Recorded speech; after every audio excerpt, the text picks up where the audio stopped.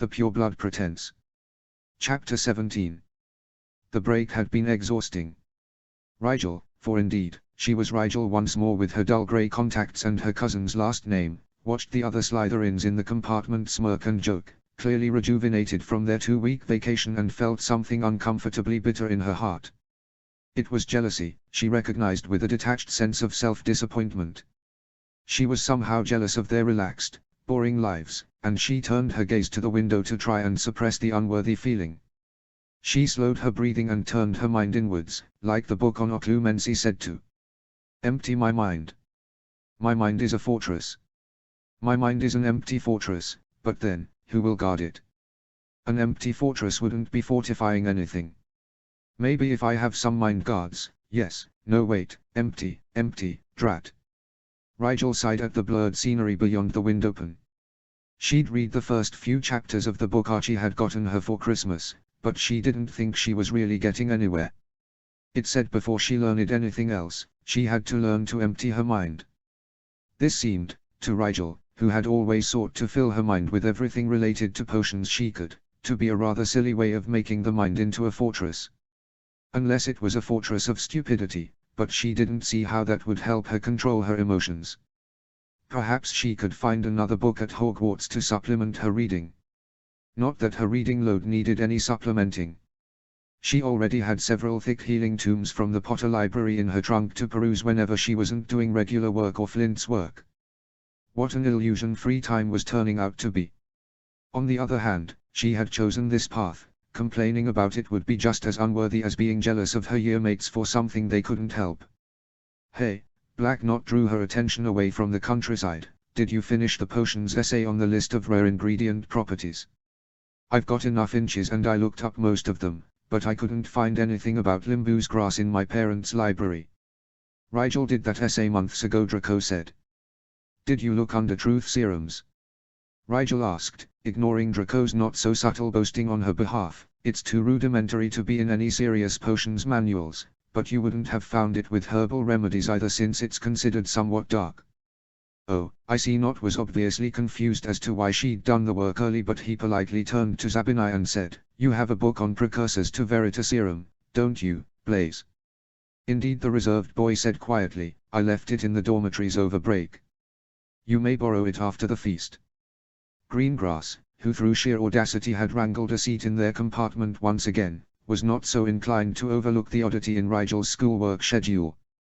What, does the teacher's pet get a list of the assignments ahead of time so he can look smart by memorizing the answers early? The girl lifted an eyebrow in a crude imitation of the kind of eyebrow lifting Rigel had seen Narcissa Malfoy and Rose Parkinson employ when the occasion merited it. Oh, my, didn't you know? Pansy sent Greengrass a sympathetic look that oozed social poison. Professor Snape has taken Rigel under his tutelage. He's on an accelerated learning program that will put him equal to the level of a post-Newt student by the end of his 3rd year. Rigel bore the other students' awed looks stoically, though inside she marveled at Pansy's ability to fabricate so effortless. It was true that she was in an accelerated learning regimen, but Pansy didn't know the specifics, and the goal wasn't to bring her up to 7th year standards by 3rd.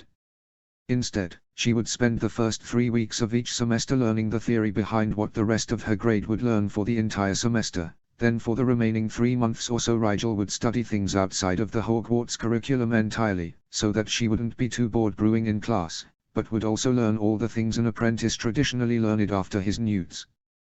Professor Snape had agreed to give her a 2-year trial run, and if at the end of those 2 years she proved competent, she would be given official apprentice status. If she pulled it off, she would be the youngest apprentice since the modern schooling system had been implemented. That's impossible, Greengrass said, though she didn't sound entirely sure of herself. You'd never be able to keep up in the rest of your classes if you did that. So what? Rigel shrugged, all I care about is potions. Draco and Pansy exchanged rueful looks at that statement. Is that why you always just blow things up in defense instead of learning the actual spells? Not asked curiously. Rigel tried not to scowl. The unfortunate explosions I am prone to in Professor Kirill's class have nothing to do with my interest in potions. My wand and I have differing views on what constitutes a flick and what constitutes a tap, and although I've taken the high road and agreed to disagree, my wand frequently takes matters into its own hands. Not laughed, and even Zabinai smirked a bit in amusement, neither knowing how true her words had been, but Greengrass ruined the joke by cutting across them. So in other words, you aren't good at anything else? Greengrass smirked at Rigel, who lifted an unconcerned eyebrow in response. Who asked you? Draco snapped. Rigel sent him a grateful smile at his defense, but shook her head as Pansy looked ready to tear into the other girl. Unexpectedly, Zabinai spoke up. You ought to be careful what you assume, Miss Greengrass, he said, dark eyes giving an impression of deep fathoms that was only enhanced by the slight twist to his lips. There is more to Rigel Black than potions, you simply haven't had the honor of witnessing his true power just yet. And I suppose you have. Greengrass rolled her eyes. All you ever do is throw out obscure remarks like you know something the rest of us don't. Well, I think you're full of dragon dung. And I think you should leave. Draco glared at her. We don't need people who toss around crude analogies and insinuate things out of spite in this compartment. You can't just kick me out whenever you don't like what I have to say, she fumed. I can't, but Crab and Goyle can. They are just one compartment over, you know, and they won't care how much money your daddy has when they toss you out on your ear. Fine, she spat, flinging open the compartment door and slamming it hard enough to rattle the window behind her. The first years looked assessingly at one another in the silence that followed. All in favor of never letting that shrew into our compartment again. Not, said Riley. Seconded. Agreed. Yes. Rigel. Not, prompted. She pretended to think very carefully about it. Well, we still have an empty seat, she noted, so it depends on who we have to let sit with us in her stead. They mulled it over for a moment. Crab or Goyle? Not suggested. They really come as a set, Draco said. Davis isn't so bad, actually. Yes, she is, Pansy sighed. Why can't we just put a trunk on one of the seats? Not asked. And have it fall on my toes every time the train breaks? Zabinai sniffed. I rather think not. We'll figure it out before June, Draco said, and besides, you're assuming there could be someone worse than Greengrass. Good point, Rigel grinned. Motion passed. After the welcoming feast, Rigel had waved her friends onto the common room while she headed to Professor Snape's office instead. She wasn't sure he'd be there the first night of the new term, but she had learned that Snape was something of a workaholic, so the chances were good. She fiddled with her unicorn hair bracelet as she stood before the familiar oak door.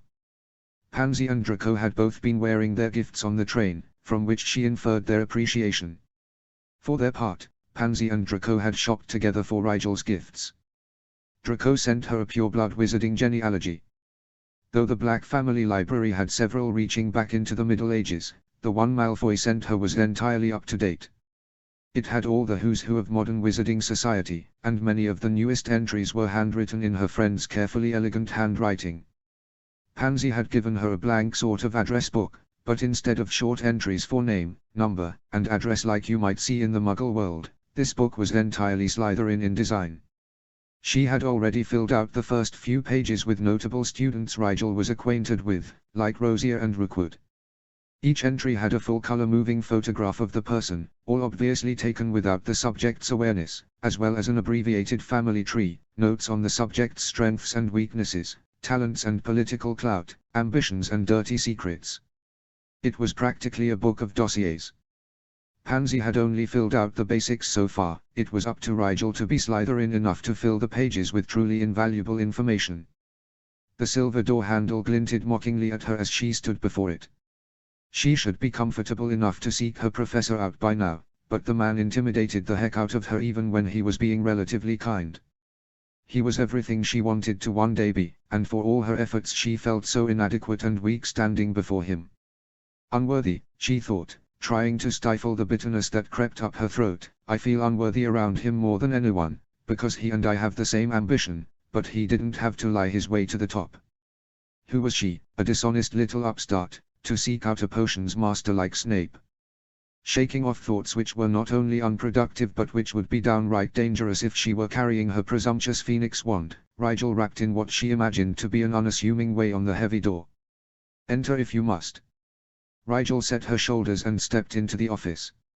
Snape had long since replaced the jars of pickled ingredients on the shelves around the room, though neither had ever again suggested she compensate the professor for them or anything else. Really, it was stupid of Rigel to offer in the first place. Anyone with eyes could see how proud the man was. It was in the tilt of his jaw and the sharp defensiveness in his eyes. There was pride in every vertebrae, in every reserved gesture and in every exact syllable he uttered. Rigel didn't really understand pride, perhaps because she had never done anything she was particularly proud of, but she could recognize it, in a doting parent's smile or in a hippogriff's stiff neck. "Good evening, Professor." Mr. Blacksnake looked up from the notes he was jotting in the margins of a thick, well-read tome. "I assume you have your essays?" "Yes, sir." She placed the 3 scrolls she had brought with her on Snape's desk and hesitated just long enough for him to notice. "Was there something else?" "Yes, that is." Rigel clasped her hands behind her back in an effort to stop their ridiculous trembling. Snape wasn't going to cut all ties with her just for asking. The worst he could do was refuse. "I was wondering if I might appropriate one of the empty rooms in the dungeons for a lab." Snape scowled and opened his mouth to reply, but then he paused. He narrowed his eyes in a piercing stare and Rigel tried to look trustworthy. She thought vaguely that trying to look trustworthy probably indicated somehow that she wasn't before Snape leaned back in his chair and said, "Giving a student license to brew unknown potions while unsupervised in a dungeon sounds dangerous, foolish, and unnecessary." Rigel winced, but nodded in acceptance. It did sound rather reckless when put like that. "Convince me." Her eyes widened, but she wasted no time wondering at the rare mood she seemed to have caught the professor in. "I enjoy the theoretical work you've been setting me, sir," she explained, "but I think I would also benefit from practical, practice. I would pick the room very carefully, somewhere a bit off of the main tunnel so that I wouldn't be distracted by students passing by, but close enough to your office that you could reach me if such an event became necessary. I would provide you with a list of the potions I intended to practice ahead of time, and all potions would be turned into you once completed, so that you would know I wasn't keeping the potions when I'd finished. I would also keep diligent logs of any ingredients I used from the school stores, which I would also run by you ahead of time." It was as impossible as ever to fathom Snape's expression, but when she paused for breath he inclined his head as if to say, "I'm listening." "It would be very little inconvenience to you, sir, although I would ask you to approve the room and set up monitoring charms to alert you if an explosion of some kind were to occur," she went on, practically babbling but eager to leave him no room for objection. "I would wear protective gear at all times, a full suit if you like, even if I was only brewing stink sap remover, just so that there was no possibility of injury. It won't change the level of attention I give to the written work, and I wouldn't invite other students to watch or, Merlin forbid, help out. Ever." She racked her brains, but could think of no more assurances. "I had planned on scheduling you an hour or 2 a week in the advanced lab," Snape said eventually. "I am not unaware that you need more opportunities to brew outside of the coursework, though I admit I was unsure of how minute students would respond to your presence." Rigel grimaced. The last thing she needed was to offend one of the 6th or 7th year potions students by seemingly comporting herself as their equal in the labs. "This is not an ideal solution." Snape gazed rather forbiddingly at her. "It requires a great deal of trust on my part, and frankly I have little enough faith in humanity without being asked to trust the spawn of a marauder around an unsupervised flame." However, Rigel clenched her hands together so hard that even her stubby fingernails made indentations in her palms. "I am inclined to think that you are not accustomed to going so long without brewing, and I don't doubt that were I to refuse you would merely find somewhere I couldn't reach you in an emergency to set up your cauldron. So here is what is going to happen." Rigel suppressed her triumphant grin and listened closely. "All of the conditions you outlined will be affected, and in addition to that I will place a ward around the door that clocks your entrance and exit. I won't have you up at all hours of the night brewing, understand me?" Rigel nodded, and Snape continued. "You will not leave ingredients in this makeshift lab. You will not eat or drink in the lab. You will not leave potions unattended unless the recipe calls for more than 3 hours between steps, in which case I will place a ward around the door to keep everything else out while it stews." Snape paused, but apparently could think of no more limits to put into place. "I will expect a list of potions you wish to begin with and a selection of no less than 3 possible rooms for my approval by the end of the week. I will, of course, be adding potions to your list, but I will allow you some discretion as to those you wish to peruse as well. Are we clear?" "Yes, sir." "Thank you, Professor Snape. Return to the common room, Mr. Black, it is quite late. Rigel nodded, gave a tiny smile of thanks once more, and left the office thrumming with excitement at the prospect of finally brewing again. 000. HP. 000. Classes resumed, and with classes came disapproving looks from McGonagall and points taken by Kirill, but she couldn't bring herself to care overly much.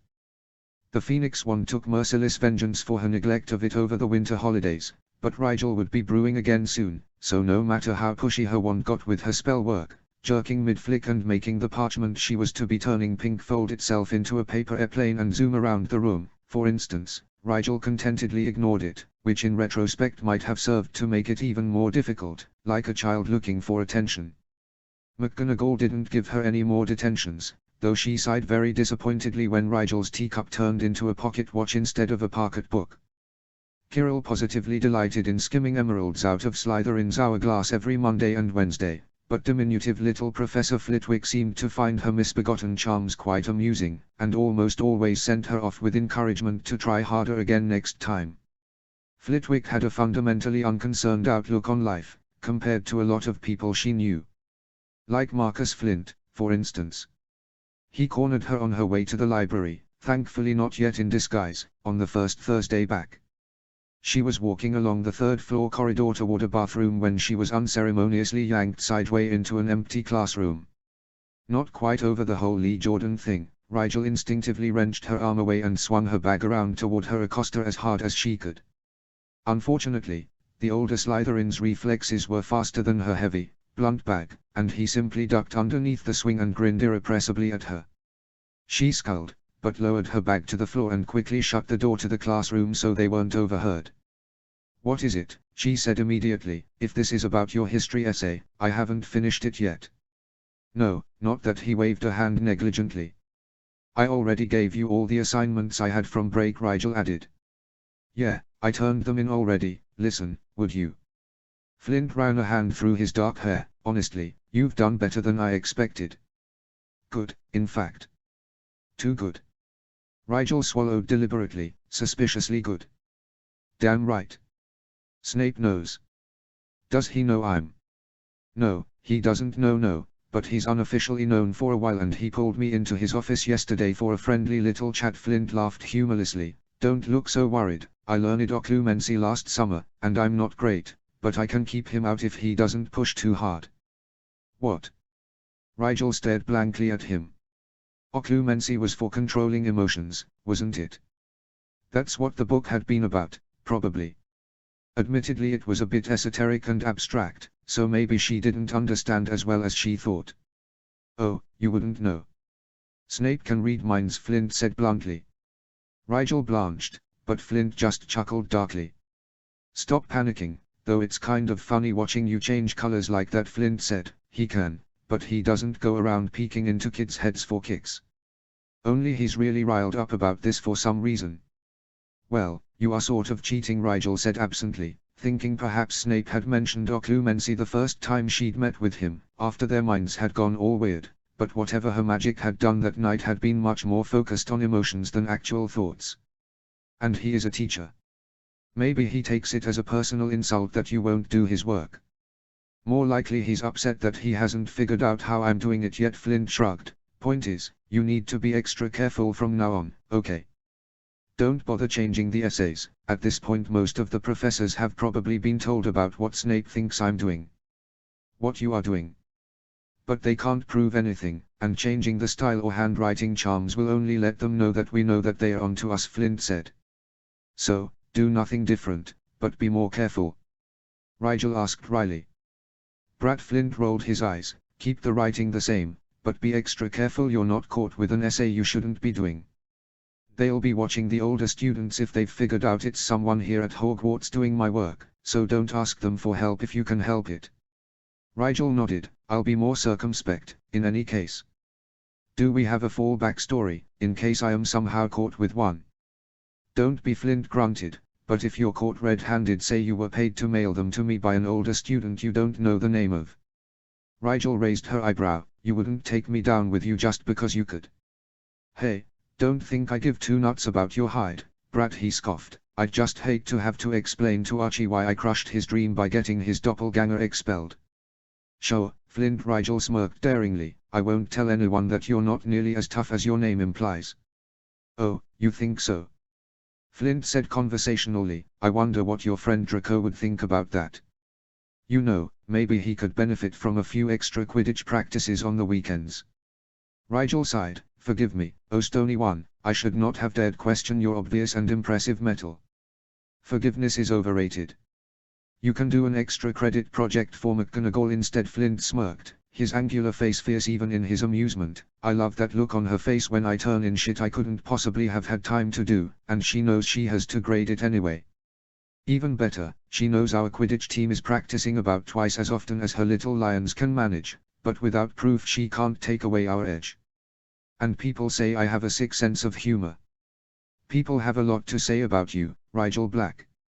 She was sure Flint's laughter would follow her to her grave. Too bad they don't know the half of it. She left the classroom without replying. As Pansy would say, it never does to dignify a bad joke with a response, it only encourages where honesty would be kinder. 000.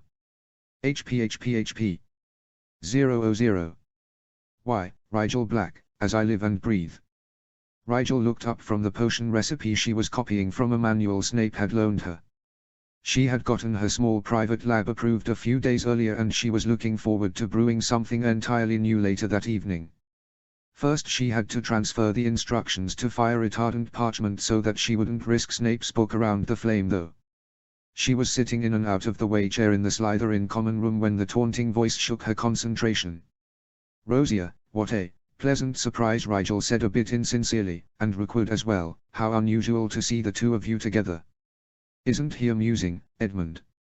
Rosia perched his lithe form on the arm of her chair gracefully while Rookwood sent her a friendly, though characteristically reserved, smile. Come now, young Mr. Black, it's really been too long. We want to hear all about your break, don't we? Indeed, Rookwood said in his mountain voice. Perhaps you should sit, Alden. I believe Mr. Black is uncomfortable with you hovering over him. Well, I suppose I could. Rosia sighed a bit downheartedly. I am such a good hoverer, you know. I'll add that to your dossier, Rigel assured him. Rosia laughed in that whimsically shadowed way he had and obligingly levitated a pair of seats over by Rigel's chair so that they could chat comfortably. Well, Black, don't keep us waiting, Rosia pressed once they'd settled in. How was your Yule?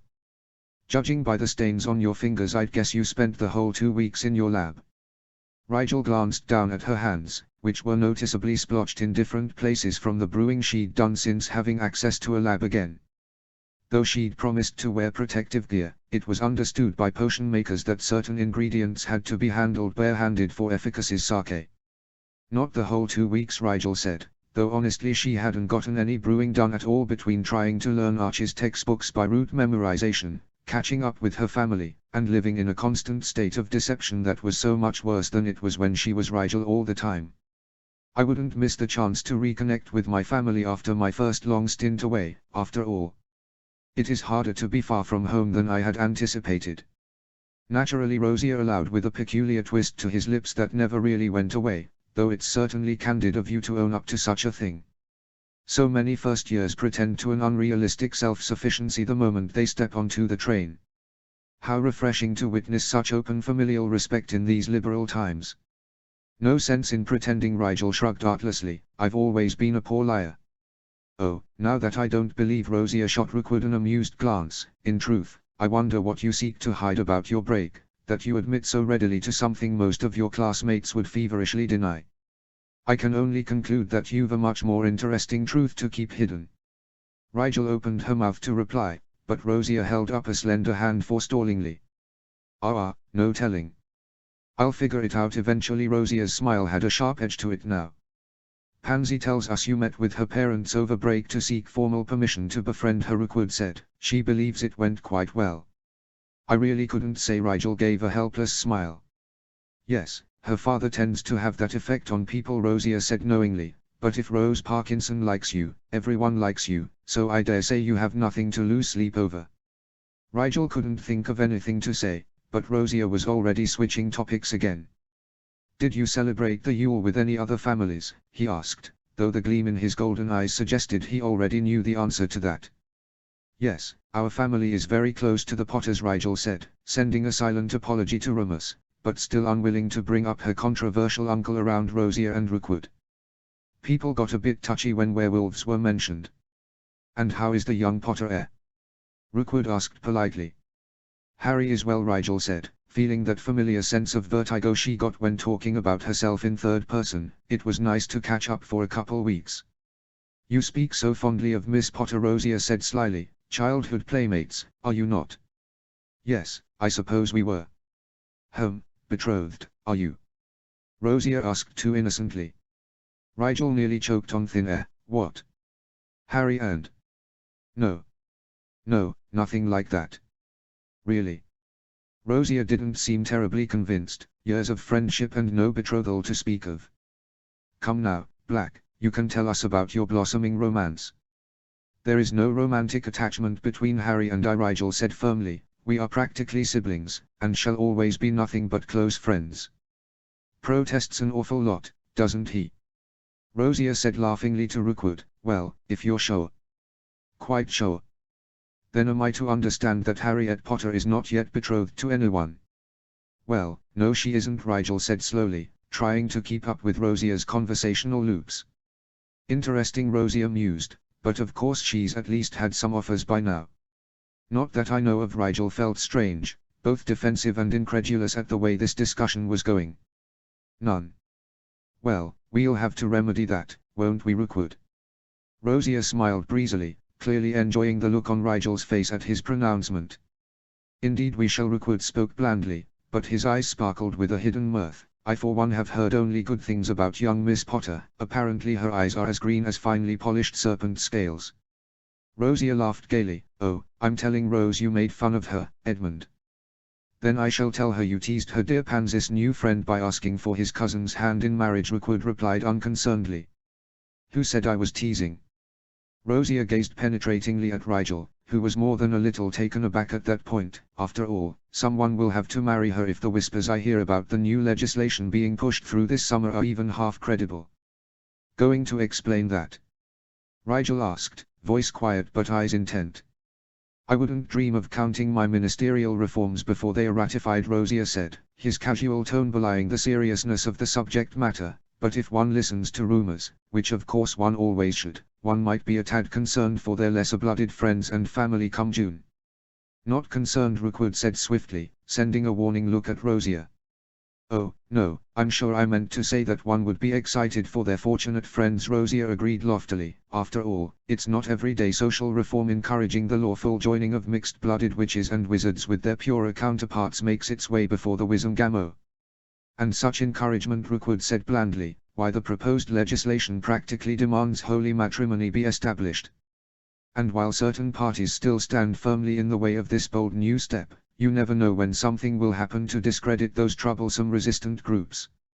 I'm sure your cousin will be thrilled to hear about the new opportunity soon to be afforded her, Rosier said, standing. Alas, we cannot while away the rest of the day with you, dear little snake. Adieu. It was enlightening, as always. Rosier Rigel stood politely as they left. Have a pleasant evening, Rookwood. I'm sure we'll see you around, Black. Once they'd gone, Rigel sank into her chair abruptly as her knees gave out beneath her. She needed to ride home immediately. It was clear that Rosier and Rookwood had for some unfathomable reason saw fit to give her this warning. She had to make what she could of it. She would write Sirius, and he and James and Lily and Remus would put their heads together and figure out what to do. Yes, everything would be fine, she tried to assure herself. Even if it was true, after all, the Wizengamot would never allow such a law, which would surely be repulsive to both factions, for what pureblood would willingly force themselves into a marriage with a non-pureblood, not to mention how the half-bloods would feel, to be put into place. Would they? 000. HP. 000. One Friday in mid-January found Rigel in the kitchens trying to learn a skin-cleaning charm from Binny to get rid of the splotches on her fingers from all the brewing she'd been doing since she got her own lab. Pansy had taken to staring pointedly at her black and yellow fingertips and sighing forlornly, so Rigel had mentioned it to Binny, who'd offered immediately to teach her a charm for lifting dye from skin. The problem was that house elf magic didn't have any words to focus their spells. Binny said it was a mind trick, and that one had to build up the spell in their head, gathering energy and intent, and then let it all out at once, using a finger snap to focus the energy, but Rigel couldn't duplicate it with her wand. You is pulling in the energy, young sir, but you is not letting it out, Binny tried to explain, wringing her hands worriedly as Rigel once again failed to remove any stains from her hands. I'm worried about letting out too much magic at once, Rigel said. I don't want to accidentally erase my fingers along with the stains. It is not working like that. Binny shook her head so hard her ears flapped like little wings. If you is not having intent to vanish fingers, then fingers is staying where they are. Sometimes my wand does things I don't intend, Rigel said. I think it gets confused. Young sir's wand isn't being confused, Binny said carefully. Young sir's magic is being confused. Rigel glanced at the house elf. Why is my magic confused, do you think? Perhaps because young sir is confused about his magic, and his magic isn't knowing how to please him, because young sir isn't knowing what he is wanting. Binny suggested tentatively. Rigel thought that summed it up rather well. She was of two minds about her magic. On the one hand, she wanted to learn it so that at least she didn't stand out as a freak, but on the other hand, her magic was demonstrably dangerous. She couldn't go around casting spells willy-nilly, so each time she did cast a spell she was extremely careful not to want it to work too much, in case her magic got away from her. Rather than helping, however, her caution seemed to make her magic more agitated and, according to Binny, confused. Everyone else thought she was being silly. She could see it in her teacher's exasperated looks and her friends' dismissive shrugs. But she hadn't asked for this power. She just wanted to brew potions. Why wasn't that enough for everyone else? Not brooding, are we, pup? She looked up to see George Weasley climb into the kitchen with an empty rucksack and an easy smile. Rigel raised an eyebrow when Fred didn't climb through the painting after him. Just me tonight, George confirmed, accurately reading her look of surprise. Contrary to popular belief, we aren't literally joined at the hip. Rigel smiled slightly. I know more than a few girls who will be disappointed to hear you two don't actually do everything together. For shame. George clutched his chest dramatically. What knave hath stolen thy innocence this night? Although, incidentally, we do that together. You know, in case any of those girls happen to ask. He waggled his eyebrows in a way that looked patently ridiculous. We isn't believing you for a moment, Binny sniffed squeakily and George grinned unrepentantly down at her. Never try to lie to a house elf, George whispered conspiratorially. Those ears aren't just for devilish good looks. Binny blushed and swatted George's knee reprovingly. You is wanting to make jokes or you is wanting sweets, young sir? Ah, you know me too well, Binny dear, fill her up then. He surrendered the bag and the other elves pounced on it. Rigel shared an amused look with the Gryffindor, but then his face grew serious again. What were you brooding about? He glanced over her person critically. You haven't injured yourself again, have you? Rigel rolled her eyes. As if she'd never gone an entire day without a disaster befalling her. I'm fine, she shrugged, just thinking. About. George kicked her lightly with his foot. Come on, don't make me drag it out of you. I'm having trouble with magic. He looked incredulous for a beat. What, all of it? Most of it, she muttered darkly. I can't seem to really control my magic. Sometimes it works like I want it to, other times it does nothing, and sometimes it does something completely different than what I tell it to.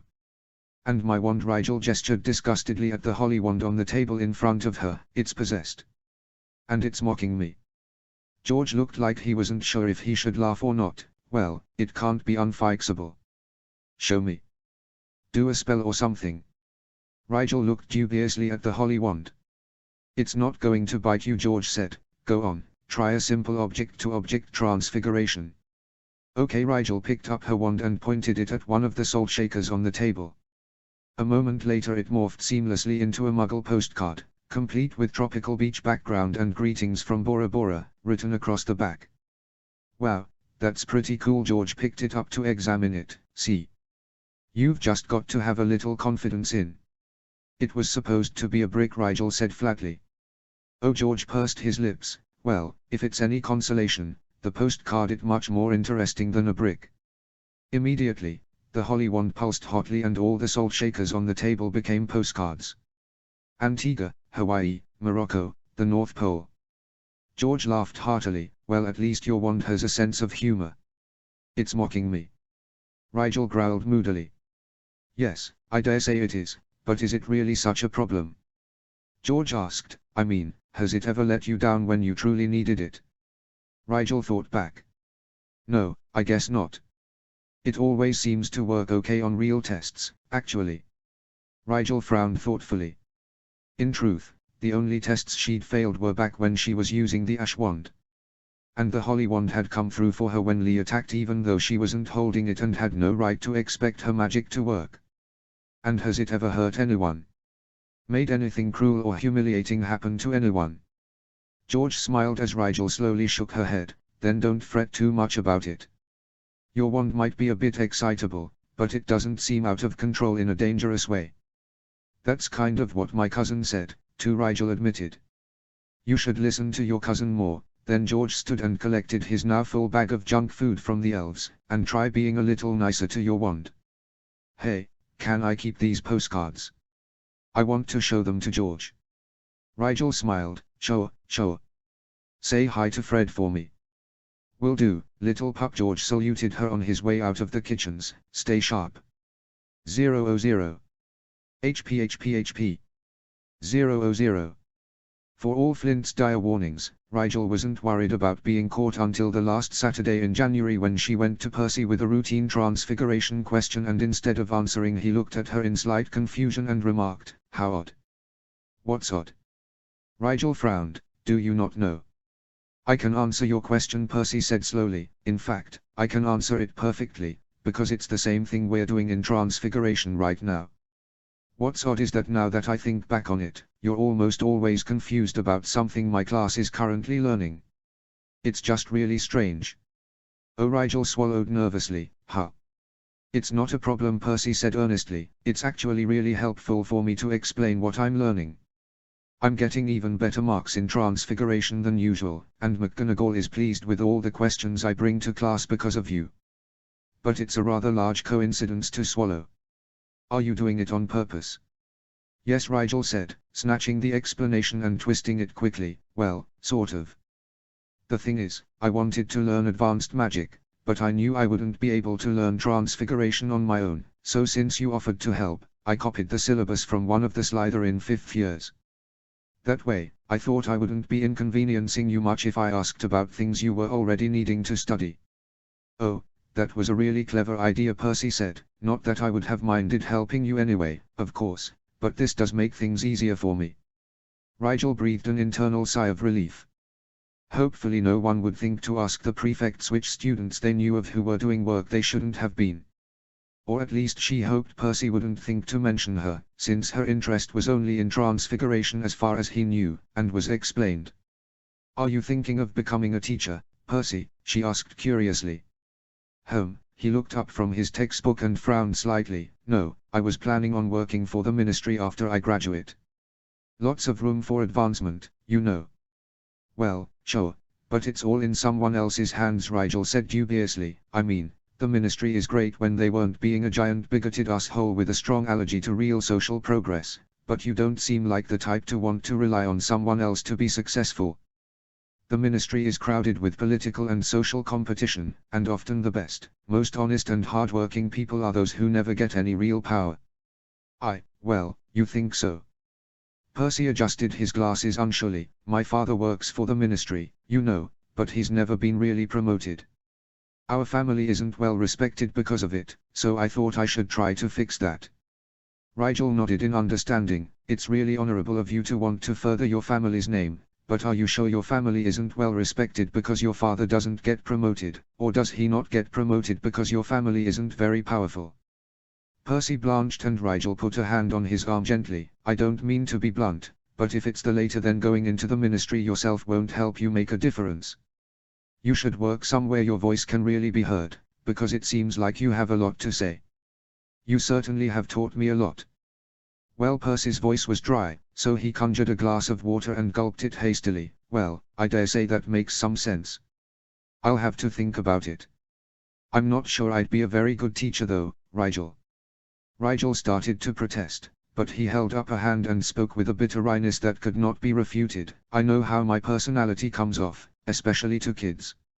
I have several younger brothers, and none of them has ever listened to any of my advice or teachings.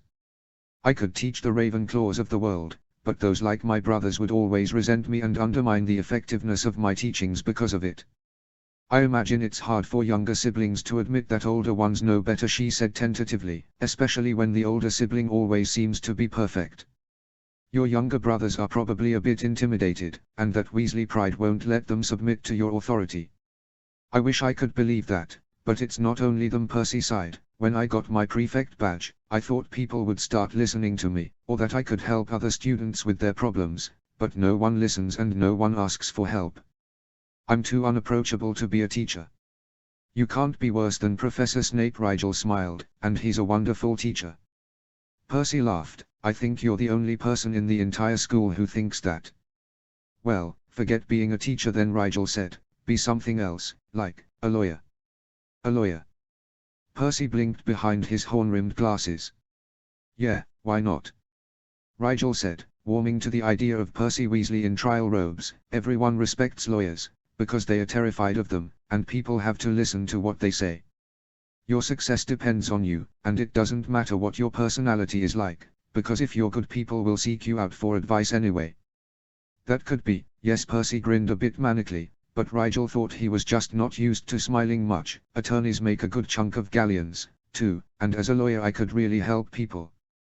The ministry is bound by the laws of the wizarding world, as they should be, but the lawyers make those laws. I could write laws that everyone would have to follow. Well, that was one way of looking at things. You'd know all the loopholes, too, Rigel pointed out, so if someone tried to use your law the wrong way you could put a stop to it. I could, couldn't I? Percy scrambled for some parchment and ink and began scribbling down notes. This would be a big change, though. I'd have to rethink my new courses, of course, and my head of house would need to be notified immediately. He stood distractedly, still muttering to himself, then glanced up and said, Say, Rigel, you don't mind if I go ahead and see McGonagall? Rigel said, I think I understand my reading now, anyway. Thanks. Percy grinned that slightly manic smile once more. Really, thanks, Rigel. He hurried off with his parchment and clambered out of the portrait hole like destiny itself were after him. While Rigel was packing up her things, Ron and Neville came over to say hi. What did you do to my brother? Ron asked curiously. I haven't seen him that happy since he got his prefect badge in the post this summer. Good thing, too, Neville said uneasily. Your brother's kind of scary when he's happy. He'll need to be scary if he goes ahead with switching his plans for after graduation, Rigel commented. He might not be going to the ministry anymore. Ron asked, looking pleased. I didn't want to say anything, but he's fooling himself if he thinks he'll get anywhere with that useless bunch of bureaucrats. It's true, Neville sighed. My gran mentioned me becoming a politician once, but I told her unless you're in the Cow Party, you haven't got a chance these days. The only reason Gran's on the Wizengamot still is because they haven't revoked the seniority clause yet, though I've heard rumors that they've been trying to. Wow, Nev, you know a lot about this stuff. Ron stared at his friend surprised. My dad's an ERA, so he works under the ministry, and he always says the key to keeping your family safe is understanding the flow of the government, Neville explained. He has to be really careful to keep his head down at work since he's not in the Cow Party, and Mum works at the archives. All the laws go through the archives, so she's always telling us about the new proposals people come to the archives to get help writing. Apparently it's really difficult to introduce new legislation. You have to research precedents, word everything just right, and they go through lots of drafts that never leave the archives, so Mum can usually warn Dad and Gran when something that affects us gets proposed. That way we can change our stance before it gets put into law if we have to. Merlin, Nev, I wondered why you always kept up on current events so obsessively, but I guess that makes sense. Lucky the Weasleys are so unimportant no one cares what we do. Haven't got anyone on the Wizengamot or anything, Ron shrugged. Not yet, maybe, Rigel said. What's that mean? Ron asked, eyes widening. Oh, no, what have you done? Tell me Percy's not going to try and run for the Wizengamot or something. I didn't do anything, Rigel said innocently. I just suggested that Percy's might think about being something else besides a politician. Like what? Neville asked curiously. A lawyer. Oh, Merlin, he took right to it, didn't he? Ron groaned. I knew we shouldn't have trusted you around Percy. Fred and George tried to warn me that you and Percy would only encourage each other, and now look what you've done. What's he done? Neville looked back and forth between them, confused. He's created a monster. Well, you should probably be a little nicer to that monster from now on. Rigel smiled in a way that wasn't meant to be reassuring. Percy could use his lawyer powers for good or for evil, and which he chooses will probably depend on how strong his ties to his family are. Would you consider Percy tied particularly strongly to his family at the moment? Well, I don't know. Ron deflated. Merlin, I have to go warn the twins. If they aren't nicer to Percy, he'll probably write a law that makes pranking illegal just to spite them. Give your brother a little more credit, Rigel said. Percy's a good person. He wants to help other people as much as he wants to help himself. He just needs help knowing how to go about doing it. Yeah, you're right, Ron sighed. You know, I think Percy will make a great lawyer. I just don't know if Percy being a great lawyer will be a good thing for the rest of the world. Then again, Neville said thoughtfully, if he's on our side, the rest of the world won't know what hit it. 000. HP. 000. The first time the potion she was brewing didn't turn out perfectly, Rigel was shell-shocked. The second time she tried the potion with similar results, she nearly cried. After the fifth attempt, she did cry. Fat, silent tears fell unheeded to the stone as she stared into the cauldron of sky-blue allergy relief potion that was supposed to be murky lavender. The consistency was right, the smell was correct, but the coloring was all wrong. Rigel bottled a sample numbly and put it next to all the other insistently blue attempts. Failure, these were tears of failure that made her eyes all puffy and sore. She couldn't even wipe them off until she'd cleaned up her workstation and washed her hands of ingredient residue, and by then they'd mostly dried up anyway. She sat in the cold dungeon room turned lab for a good 20 minutes, going over and over the steps in her head and wondering what was wrong with her that they didn't work. She berated herself for being dramatic, but it didn't help. She hadn't botched a potion since she was 6 years old, and she'd never messed the same potion up more than twice in a row. She'd followed the instructions perfectly, and yet it didn't work. This wasn't supposed to happen, she told herself. The whole point of potions was that once you figured out the correct process it worked every time, otherwise there would be no point in a recipe. Rigel set her shoulders stubbornly. There had to be some mistake. She would get to the bottom of this. She put all 5 samples in her bag and locked the door carefully behind her. Snape would have her head if the equipment got stolen because she was too upset to lock up after herself. It was late Sunday afternoon, and while any other teacher would be in their quarters relaxing, Rigel knew Snape would be in his office working, like he always was. He gave more essays and quizzes than most of the other core professors combined, and because of that he was constantly turning them over in his office. Sometimes Rigel wondered if he assigned so much work not to punish his students, though that was part of it, but to give himself something to do when he wasn't researching. He didn't seem like a man to sit idly. As expected, his gruffly irritated voice sounded in response to her knock and she walked quickly into his office, determination emitting from her in waves. Snape looked up and trained his sharp eyes on her face. Rigel ignored the tightening of his lips as he took in her reddened eyes and freshly scrubbed face and instead fished in her bag for the vials. She placed them with fingers that shook slightly with the force of her upset onto his desk. What was this supposed to be? He asked, examining one. Rigel flinched, but said, allergy relief potion. As you can see, it's gone wrong every time and I can't, that is, I don't know, please, sir, can you tell? Rigel broke off with an exasperated toss of her head and took a deep, calming breath. Why won't it work? Snape gazed at her for a long moment, his eyes assessing, distant. He said, you followed the instructions exactly. Yes, sir. Rigel pursed her lips unhappily. But it didn't work. What have you learned? The potion's master stared expectantly at her. Nothing. Rigel frowned. I don't know why it isn't working. You don't know why the potion isn't right, but you know what's wrong, Snape corrected. How could she know what was wrong without knowing how to make it right? Rigel frowned. To know one was to know the other, wasn't it? She tried approaching it from another angle. Okay, what was wrong in this scenario? The answer was immediate. The instructions are wrong, she breathed, her face alive with betrayal. Snape smirked. Yes and no, I did not give you faulty instructions with the intent to make you fail, so stop looking at me like that. Rigel blanked her face again, slightly mollified. The instructions you worked from are the same ones printed in every textbook or manual that contains the allergy relief potion, and yet, as you correctly realized, they do not alone provide a perfect template for the successful brewing of this potion. This will be the case with most Newt-level potions, and it will be the case with most of the extracurricular potions I give you to work on from now on. Why would incomplete instructions be printed in a textbook or manual? Rigel asked, openly disapproving. Is it just a way to keep the uninitiated from achieving success? One wonders why you seek to become a potions master, Mr. Black, if you think them as a group to be so petty and exclusionary as to orchestrate a mass conspiracy of misinformation in order to hoard true knowledge for themselves, Snape growled. Belatedly, Rigel realized she'd insulted the man with her thoughtless accusation. Forgive me, Professor Snape, I should have realized there was a reason I had not yet come to understand.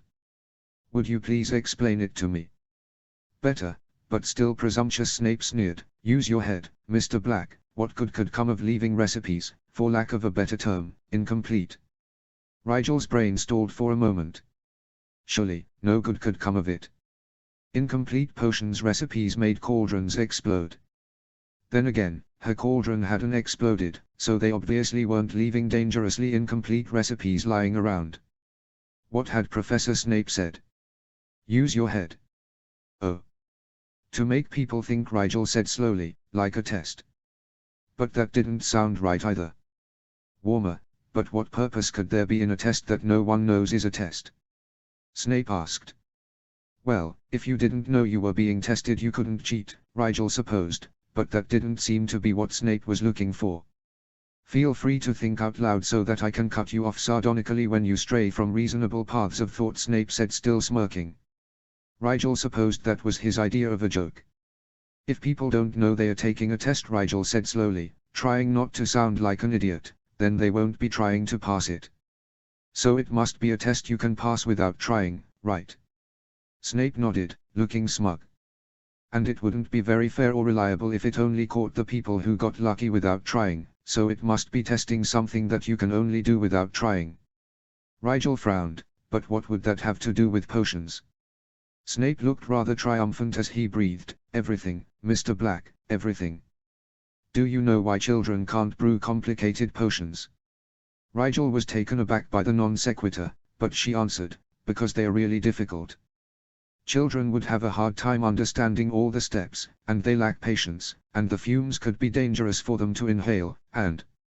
Snape waved a hand impatiently. Aside from all that, say you walked a child through it, step by step, made sure they did everything right, made them wear a face mask, got rid of all the usual objections, what then?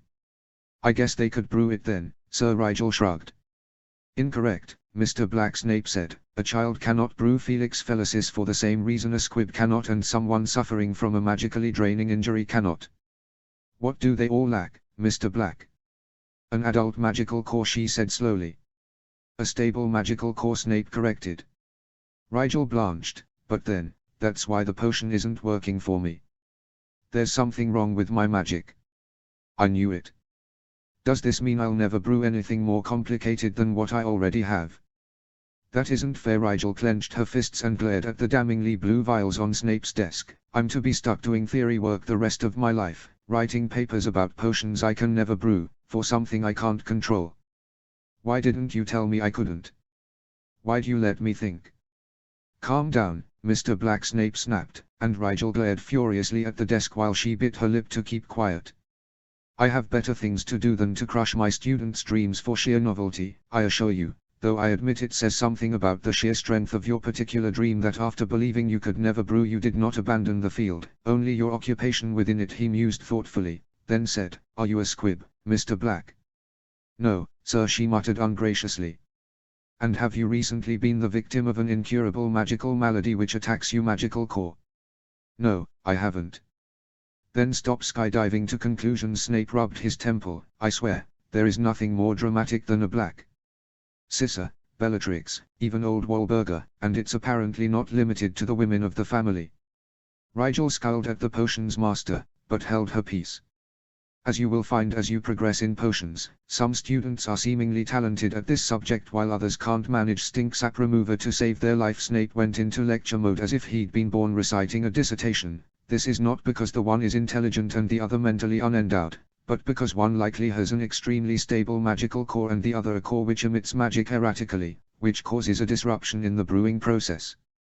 Your core, unlike either of these examples, does not emit magic either stably or erratically at this time. When you first started here, you emitted magic unconsciously without any trouble. However, at some point since the night you destroyed my office trying to force magic consciously out of a bad wand, you appear to have clamped down on your magic entirely, even what you had been doing unconsciously. At this point, your core does not emit magic at all. Why is that necessary for potions making? Rigel asked, feeling worse than stupid for asking such a basic question, but truly she had no idea what he was talking about. She could guess when she'd clamped down on her magic, probably just after it had gotten away from her and attacked Lee, but she didn't see why it was a problem. Potions are a kind of magic, not because they use magical ingredients, but because of the magic involved in the brewing. Yes, the ingredients are enough to imbue the potion with magic for the low-level potions you've been brewing so far, but the more complicated the potion is, the more magic a potion will be required to perform. The more important it becomes for the person brewing the potion to be magical. Snape explained, wizards emit magic constantly from their core, and it is this magic which is imbued into a potion and transformed by the properties of the ingredients to cause a certain effect. This is one of the reasons only wizards of considerable strength will be able to brew wolfsbane no matter how hard they try. The change the potion is meant to effect simply requires too much magic for the average person to give. Is that also why that potion costs so much? Rigel asked as comprehension dawned. I thought it was the time and difficulty which made it so scarce, but it's also because a potioneer can't brew it very many times without exhausting themselves, isn't it? Yes, very good, Professor Snape acknowledged. The drain to the magical core is considerable for upper-level potions, which is why I don't want to hear of you attempting them until I deem you ready. I understand, Sir, Rigel said. Good. I chose this potion for you to attempt for a reason, Mr. Black. As you now know, it does not reach its final color until imbued with the necessary magic. What these samples show me is that your core is not emitting the energy necessary for potions that require more magic than the sum of their ingredients allows, Snape said. While that is not good, it does not leave us without recourse. You will simply have to learn to emit magic consciously, since your core does not emit it unconsciously. This will not hinder you in the long run. Snape assured her seriously, all potion masters eventually must learn how to do this, because potions like Amortensia require more magic than even powerful wizards unconsciously emit, and so must be purposely imbued with raw magical energy. The only difference is that you will learn to do this with all the potions you make, and while it will be difficult due to the nature of your attitude toward magic, you already have the necessary control. You must simply learn to invert it so that you push your magic out instead of keeping it locked in. So, I can't brew more complicated potions until I learn this? Rigel asked, thinking hard. It sounded a lot like what Binny had been trying to get her to do earlier. That is correct. Then, let's start right away. Snape smirked. I thought you might say that. He pulled out a bag from a drawer in his desk and passed it to her. Inside were about 20 rubbery balls in different sizes, some as small as marbles, others the size of her fist, all a striking shade of red. These are used to train melee wizards to consciously emit specific amounts of magic, Snape said. You will practice pushing your magic into each one consciously. If you imbue a ball with the right amount, it will turn green. Too little and it will be brown, too much and it will explode. Come back to me when all are either green or exploded and we'll move on to the next step. Okay, she stashed the balls into her book bag. Will this take long, do you think? It will be especially challenging for you, Mr. Black, Snape admitted, but if you are properly motivated the control will come, and it will probably help you in your spellcasting classes as well. All right, thank you, sir. Just then an alarming dinging noise sounded around the room and Professor Snape leapt from his seat to point his wand at a blank stretch of wall. At his unveiling spell, a fireplace appeared where there had been nothing only a moment before and the flames roared to life, acid green with the effects of flu powder. Severus. "Are you there?" came the loud, frantic voice through the flue. A woman's head appeared in the flames and Rigel recognized her after a few seconds as the school mediwitch, Madame Pomfrey. "I'm here, Poppy, what is it?" Snape crouched down so that the head in the fireplace could see him clearly. "Thank goodness," Pomfrey said shakily, "you must come through immediately, Severus. Miss Jones' case has worsened considerably. I need your talents." "Very well, stand back." "I'm coming through," Snape said, and Pomfrey's face disappeared from the flames.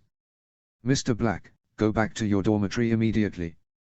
"The door will lock behind you," the professor said, and then he was gone, presumably to the hospital wing, through the fire. Rigel gathered her bag and left the office, shutting the door firmly behind her. She wondered what kind of medical emergency could need a potion master's expertise so desperately. It wasn't as if one could make potions at the drop of a hat, and a mediwitch wouldn't need advice on which potions to administer to a patient. This was rather curious. 000. HP. 000. It only got more curious as January bled into February. The headmaster made an announcement not long after the Sunday Professor Snape had been called out of his office that informed the students that the hospital wing was under strict quarantine, and that in the case of a medical emergency they were to seek their head of house first and any other teacher if the heads of house were for some reason unavailable. A couple days of lessons were postponed while all the professors participated in mandatory seminars on emergency first aid, but after that things resumed as usual. Until the next student fell ill. Susan Bones and Hannah Abbott followed their yearmate to the hospital wing, and not long after that a couple of second-year Hufflepuffs disappeared behind the magical barrier Dumbledore had set up around the medical wing as well. Justin Finch-Fletchley followed barely a day later. "I heard there's a bad strain of spattergroit going around," Not told them in the Slytherin common room one afternoon. "It can't be," Draco said, frowning. "Spattergroit causes extreme fatigue before the pustules ever start showing up, and all of the missing students were reportedly just fine until they collapsed." "Well, I heard that Jones girl angered a vengeful spirit by sleeping with a mudblood and the spirit cursed the entire Hufflepuff house," Davis said, a bloodthirsty smirk looking totally out of place on her otherwise unassuming face. "They say the curse won't be appeased until every last member of the house is taken beyond the grave." "Oh, be quiet," Tracy Pansy frowned prettily, "you don't know what you're talking about." "That's right," Parkinson Greengrass said nastily, "your mother was a Hufflepuff, wasn't she? I suppose the curse will get her, too, before long." "How dare you?" Pansy's composure visibly slipped and she glared at Greengrass vehemently. "There is no curse, and my mother's health is none of your business." "Let's go," Rigel said, pulling Pansy gently up from the couch by her elbow. She walked the blonde girl back to the dorms room with Draco close behind them. They all sat on Draco's bed as usual and Draco patted Pansy's hand reassuringly. "It's not a curse, Pans, they're just full of nonsense as usual," Draco said softly. "I know," Pansy sniffed disdainfully, though her eyes were wide and worried. "They just have no right, talking about my mother that way. Dumb harpies. Let's talk about something besides this weird quarantine thing," Rigel said, hopping up to find a deck of playing cards in Draco's bedside table. It was a mark of how close their friendship had become that neither of them thought anything of this breach of privacy. They played Exploding Snap for a couple of hours, and then Pansy left to dress for dinner. A few minutes later 2 deafening shrieks were heard coming from the girls' dorms, and Draco and Rigel exchanged a dark look before leaping up and throwing open the door to the hallway. They needn't have hurried, it turned out, as Pansy hadn't been one of the ones screeching. The girls' dorms were set up so that Pansy shared a room with Bulstrode and Greengrass shared with Davis. The door to Pansy's dorm was ajar and she and Bulstrode were peeking out into the hall where Davis and Greengrass stood like frozen statues, not magically frozen, just too shocked after their initial bout of shrieking to do more than stare at one another in horror. Both girls were covered in what looked like yellow paint, but more pressingly, they were both completely bald. A bucket suspended above their doorframe revealed how they had gotten themselves covered in the sharp-smelling yellow liquid, but the furious hate in their eyes as they finally broke their trance and swiveled their heads around to where Pansy was watching with awed shock from her doorway revealed exactly who they thought was responsible for the malicious prank. Pansy started shaking her head slowly while next to her Bulstrode was clearly fighting an amused smile. "Parkinson." Greengrass' fingers contracted and she leapt forward toward Pansy with an inhuman roar, Davis hot on her heels. Rigel surged forward to catch the incensed greengrass by a section of her robes. The yellow liquid hadn't dripped to yet, and Draco whipped out his wand to throw a shield charm in front of Pansy's doorway before Davis could reach it. "Let me go." Greengrass whirled on Rigel. "Look what that bitch did to me." Rigel dipped her finger gingerly into the yellow stuff and brought it to her nose. She wiped it quickly onto her robes. "Yep, definitely hair removal potion. We know what it is." Davis spat, literally. There was spittle flying from her lips. "Take down this shield right now. That little bint is gonna be sorry she did this." "I didn't do this," Pansy called from behind the shield charm. "I was with Draco and Rigel for the past 2 hours, so I wouldn't have had time to set it up." "Anyone could have done it," Draco pointed out. "The bucket's outside of your dorm, not inside. And Pansy has been with us this whole time. You're just saying that because she's your friend." Greengrass growled. She was trying to flick the mess off of her robes but was only succeeding in getting it all over the hallway. "We're saying that because it's true," Rigel said calmly. "Pansy would never do something like this. The girl can barely eat a chocolate frog, no offense, Pan, much less actually plan an attack on someone." It was true. Pansy fought with words, not weapons, and even then those who knew her well could tell she mostly just made up insults for the fun of being clever. Pansy Parkinson didn't have a cruel bone in her body. Then who did? Davis demanded, glaring at them all. "You can figure it out later," Rigel said bluntly, "because if you don't go wash that potion off of your skin in the next 5 minutes it will start to burn like crazy. Professor Snape can regrow your hair, but the rash the removal potion will give you won't go away for a week." "Ugh. Out of my way." Greengrass stomped into her dorm room, with Davis following after her, and slammed the door behind them. Draco took down the shield charm and Pansy and Bulstrode stepped cautiously out into the hall. "Will it really give them a rash, Black?" Bulstrode asked quietly. Rigel pinned her with a frankly assessing stare. "Why? Feeling guilty?" The thicker-set girl flushed slightly. "They deserved it. Megan Jones is a friend of mine, and those two have been spreading sick gossip about her all week." "Maybe they deserved it," Draco said, "but Pansy got blamed for it. She has an alibi." Bulstrode lifted her chin, "and it's not like I hurt them. I didn't know about the rash." Rigel smiled slightly. "The only way they'll get a rash is if they're allergic, so there's about a 2% possibility." "Oh," Bulstrode grinned at Rigel, "thanks. And sorry you got pinned, Pansy. If Snape somehow believes them, I promise I'll own up to it, okay?" "In that case, well done." Pansy smirked. "I wouldn't have thought of it, but I can't say they didn't have it coming. It turned out they needn't have worried about getting into trouble." Snape dismissed the incident in light of more pressing concerns. That night the first Ravenclaw fell to the mysterious sickness, and sent new waves of panic throughout the school. Rigel didn't know what was going on, but she wasn't going to count her stars just yet. The firestorm had only just begun. 000. HP. 000. End of Chapter 17. Chapter 18. "Okay, I give up," Nott said a week later as he, Draco, Rigel, Pansy, Zabini, and Bulstrode, who was a semi-permanent addition to their group after the incident with Greengrass and Davis, lounged around their dormitory with nothing to do. "What are you doing with those things, Rigel? You've been glaring at them all week." Rigel looked up with surprise from the little red ball she was holding. She wasn't sure, but she thought that was the first time Nott had called her by her first name. "It's something Snape's got me doing," she said. "What, frowning at anything Gryffindor red?" "Sounds like Snape, but how does that help you with potions?" the brown-haired boy asked. "Those are Minis," Bulstrode said, glancing over. "What are they?" Pansy asked, peering curiously at the little red orb in Rigel's hand. "They are for kids who want to be Mediwizards," the bigger girl elaborated. "You practice putting magic into them, like a healer does when they heal someone." Draco made a sound of understanding. "They are helping you control your magic, right, Rigel?" "Yes," she shrugged, "it's more challenging than I expected.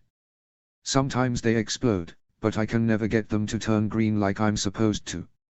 "What do you visualize while exercising your raw magic?" Zabini asked while leaning against Nott's bedpost. Rigel frowned thoughtfully. "I guess I just picture shoving my magic into the ball, if anything."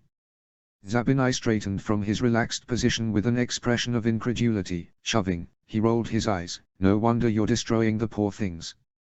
Don't you think you should try picturing something less violent? My magic is violent, Rigel thought to herself, but she asked, does the visualization really make any difference? It's just a mind trick to help you focus. This time it was Draco who gave her an incredulous look. Did your parents lock you in the basement with a potions encyclopedia and teaching you nothing else? He sighed, muttering, practically a muggle under his breath. If you explained it to me, I might be able to understand, Rigel said in a tone she told herself was patient and not at all sarcastic. Look, just because it's in your mind doesn't mean it's not real, Draco said very slowly. Magic makes it real. That's why mind magic works so effectively. That's why it matters if you cast a spell without really meaning it, and you should know this because that's why your magic does things without you saying a spell sometimes. Draco ran a hand through his hair. How else do you think accidental magic works? It comes from the mind, the will, which shapes the magic even before kids have the words to command it. If it didn't, it would appear without reason, but there's always a trigger for accidental magic, because magic does not have a mind of its own. So, yes, what you do with your mind while exercising your magic affects how the magic expresses itself. Rigel thought about that, turning the words and ideas over in her mind and mixing them with what she already knew. It would explain a lot, she mused, and Draco has no reason to lie. If this was true, she needed to work on occlumency more than ever. If mind was connected to magic, then a well-ordered mind should produce well-ordered magic. It also shed light on the idea of making the mind into a fortress somewhat. Apparently if she could trick her mind into thinking of itself as a fortress, then her magic would make it literally so. Flint might have been onto something about mind reading protection after all. Maybe she should listen to upperclassmen more. Probably she should listen to her friends more, too. Maybe. Rigel, are you listening to me? Draco demanded. Yes, Rigel said, so no more shoving. Yes, Rigel. Please don't ever shove your magic again, Draco sighed. Okay, Rigel went back to staring at the little red ball. No shoving. Pushing. No, probably not good either, but how else can I get magic into the ball? Yanking. I could pull a piece of magic apart or maybe cut a piece away. Her body gave an abrupt shiver of disgust and rejection, and she quite agreed. Yeah, definitely not cutting any of my magic up.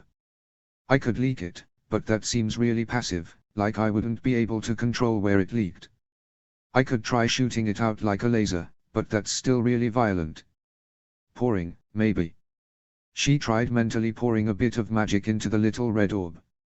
It slowly, gradually turned brown, and she could sort of feel the magic trickling out of her with a sixth sense she'd always known she had but never paid much attention to. It was hard, but satisfying work. Still, even as the ball faded into green and her friends congratulated her on her first success, it didn't feel quite right. She was still doing something wrong, and it felt uncomfortable. For all that most wizards saw their magic as a tool to be wielded, she'd been mentally assigning it a personality for so long that even though it had been given a negative personality in her head, it still felt too arrogant, maybe, or presumptuous, to order it around if she didn't need to. In fact, it felt vaguely rude. She took another ball from the bag and tentatively, feeling stupid but determined, asked her magic to fill the ball. The orb turned green so quickly it might have been a muggle traffic light, and if she hadn't been waiting for it she wouldn't even have felt the telltale thrumming that zinged through her like a weak current. She blinked in surprise. That was easy. It was as if she'd been doing magic with weights around her neck all along and suddenly they were gone and it just flowed out of her. She marveled at how much energy she must have been wasting fighting with her magic when she could have just asked it to cooperate with her all along. Well, it looks like you've got the hang of it, Bulstrode said, eyebrows raised. Rigel happily took the other 10 balls out of the bag. 3 had exploded, and one by one asked her magic to please fill them up. The other first years watched with interest, and, after the 5th one, incredulous unease. When all 12 of the non-exploded orbs were green, Rigel put them back in her bag with a satisfied smirk. Take that, she thought to Snape and Draco and everyone else who thought magic had to be a witless tool. Aren't you tired? Pansy asked what the rest of them were apparently thinking. Rigel wondered if she would ever get used to the sheer disbelief she was confronted with by people around her. Honestly, you'd think wizards, who could use magic, would be less narrow-minded about the things they expected from the world. Not that she could talk, she reminded herself sheepishly, having only just thought of working with her magic instead of against it or independently of it herself. It's only 6 o'clock, Rigel said, deciding deliberate obtuseness was the way to avoid such questions. So much more than meets the eye, Zabinai muttered in a way that didn't sound entirely complimentary. I'm done trying to figure Rigel out for the day, Not said tiredly, let's just go to dinner. The others shrugged or nodded their agreement, Rigel among them. After dinner Rigel went by Snape's office, still flushed, metaphorically speaking, she rarely blushed at anything living with two boys these days, with success. The voice that answered her knock was, empathetically, not Snape. Unless Snape was for some reason polyjuiced as a teenage girl. A very pretty teenage girl, as it turned out when Rigel let herself into the office. The place looked even blander than usual without Snape's overwhelming presence filling up the meta space. The girl lounging in Snape's chair with her feet up rather bravely on the professor's immaculate desk had long black hair and heavy eye makeup that gave her too pretty face a more down-to-earth edge. After an initial moment of confusion on Rigel's part, probably due to the fact that there was a girl in Snape's chair, Rigel took in the other girl's Slytherin tie and placed her as the prefect who had given them the password on the night of the sorting feast. Need something? The prefect asked in a bored drawl without looking up from the magazine she was flipping through. Professor Snape, Rigel said. No, I'm Elisana Selwyn. The blue-eyed girl flicked a section of her long hair over her shoulder in an absent-minded movement. I meant I'm here to see Professor Snape, Rigel said, feeling a bit awkward explaining something fairly obvious, just standing in front of the desk while the girl ignored her in favor of scanning pages in her magazine. The prefect finally looked up from what she was doing and met Rigel's gaze challengingly. Why? I've finished an assignment for him and was told to bring it by whenever I was done. Leave it here, Selwyn said, already turning another page with a blank look on her face. I'd rather give it to him myself, Rigel said as politely as she could while refusing the upperclassman. She probably could have left the bag of orbs on his desk, but then she wouldn't know what to work on next. Selwyn rolled her eyes and huffed out an exasperated laugh. I'm not gonna read your essay on frog spawn, kid. I promise I've got better things to do. Just leave it. It's not an essay, Rigel said evenly. Can you tell me when the professor will be back? Remembering something the prefect had said the night she'd introduced them to Slytherin, she added, I'd consider it a favor. Oh, really? She raked Rigel with coal-lined eyes, and what could you possibly have to repay such a favor? Rigel considered offering to help with potions, like she usually did, but somehow in the face of the older girl's unimpressed stare it would have felt like bragging, so she shrugged, you never know. Right. Selwyn tossed the magazine down on the table and Rigel noticed for the first time that it was written entirely in runes. Somehow I doubt that, but it doesn't matter. Your name is Black, yes? Yes, Rigel said. In that case, Professor Snape's in Lab 1, Selwyn told her, a slight smile on her lips. He mentioned you might be by. Of course, he mentioned that last night, and the night before, too, but in any case, I'm to point you in his direction. Rigel cocked her head curiously. You've been sitting in here for 3 nights straight. All week, she corrected, tapping her foot to a soundless rhythm. Someone's got to be available for answering questions and handling other minor distractions while our head of house is chained to his cauldron. At least you're not another second year wanting help with weather charms. One more kid conjures hail on my head and I'm putting myself in quarantine. Well, thank you for your help, Rigel said. I'd say anytime, but... She trailed off, apparently considering the end of her sentence to be self-evident. Rigel nodded anyway and left the office. Lab 1 was Snape's private lab and as such was protected by a series of tightly woven wards, but since they didn't react to her presence, she assumed Snape left them open while he was working in case he was needed. The lab was a marvel of organization and efficiency, if indeed words so colorless could describe such sheer beauty. Glass cabinets lined the walls, filled comfortably with ingredients, which Rigel noted were arranged by use and classification rather than alphabetically as the student stores were. The actual workstations were set up in a horseshoe. The countertops were the same white stone as the floor, which would cause most ingredients to show up perfectly against it, and sinks were set at regular intervals between stations.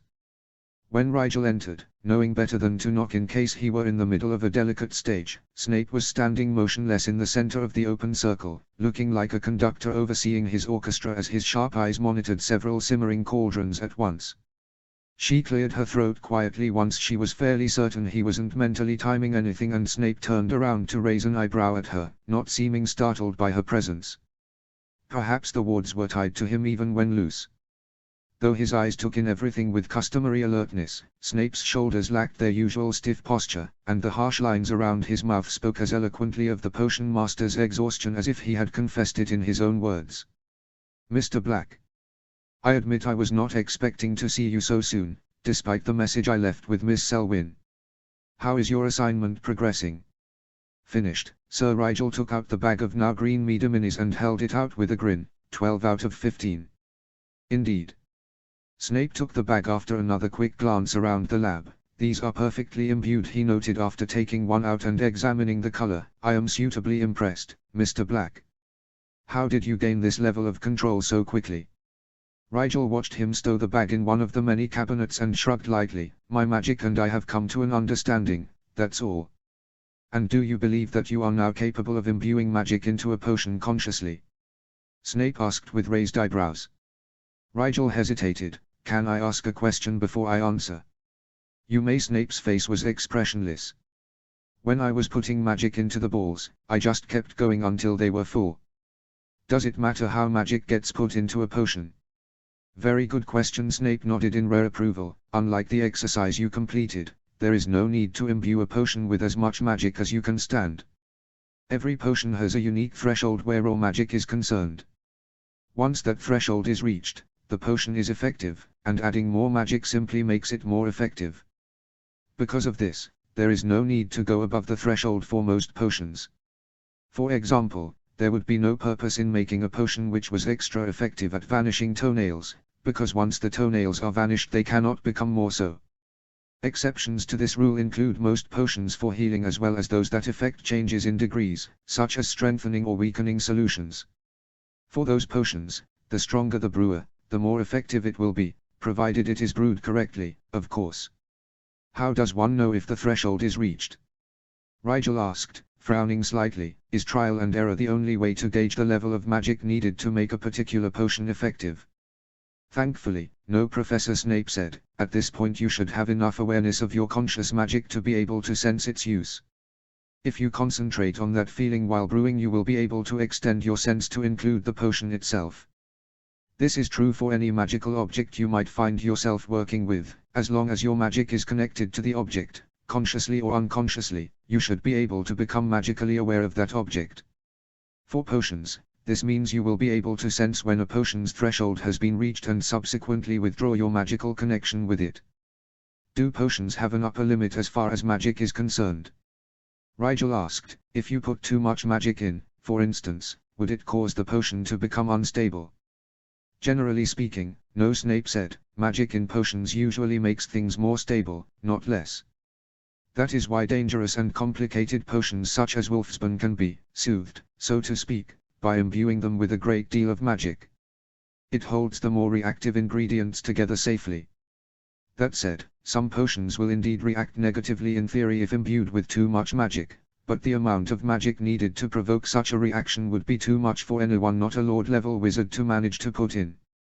For practical purposes, the only consequence would be wasted magic and exhaustion for the brewer." Snape took a moment to check each of his cauldrons while Rigel turned the information over in her head. He looked to have about 8 different cauldrons brewing, though several of them seemed to be the same potion. "I think I could correctly imbue a potion with magic now," Rigel said finally, "but I would like to test that theory before stating my competence with confidence." "Very well." Snape gestured to an empty workspace on one end of the almost circle of lab stations. "You may use that cauldron to brew an allergy relief potion. If you are unable to recall the recipe, say so. Do not attempt to brew blindly out of misplaced pride." "Yes," Sir Rigel said, though she doubted she'd ever forget how to make the first potion she'd ever made wrong 5 times in a row. Rigel stowed her things safely out of the way and began setting up the station, checking and double-checking the cauldron, stirring rods, and other brewing implements for rust or wear despite them being in Snape's personal lab. It was just good brewing practice. She found the ingredients easily, though the aloe was sorted with the lilies rather than with the asphodels, and began brewing. She and Snape ignored one another like they were old hands at it, and she wondered in the tiny part of her mind not completely engrossed in dicing and stirring whether the ability to focus on one thing to the detriment of all else was a trait common to potioneers or particular to she and Snape. Either way, it made for a relaxing, quiet atmosphere and let her concentrate even more closely than she usually did on the potion before her. Once the base was brought to temperature and Rigel began stirring ingredients in, she focused on that sixth not sense that was her magical awareness and asked her magic, very politely, to please imbue her allergy relief potion with magic.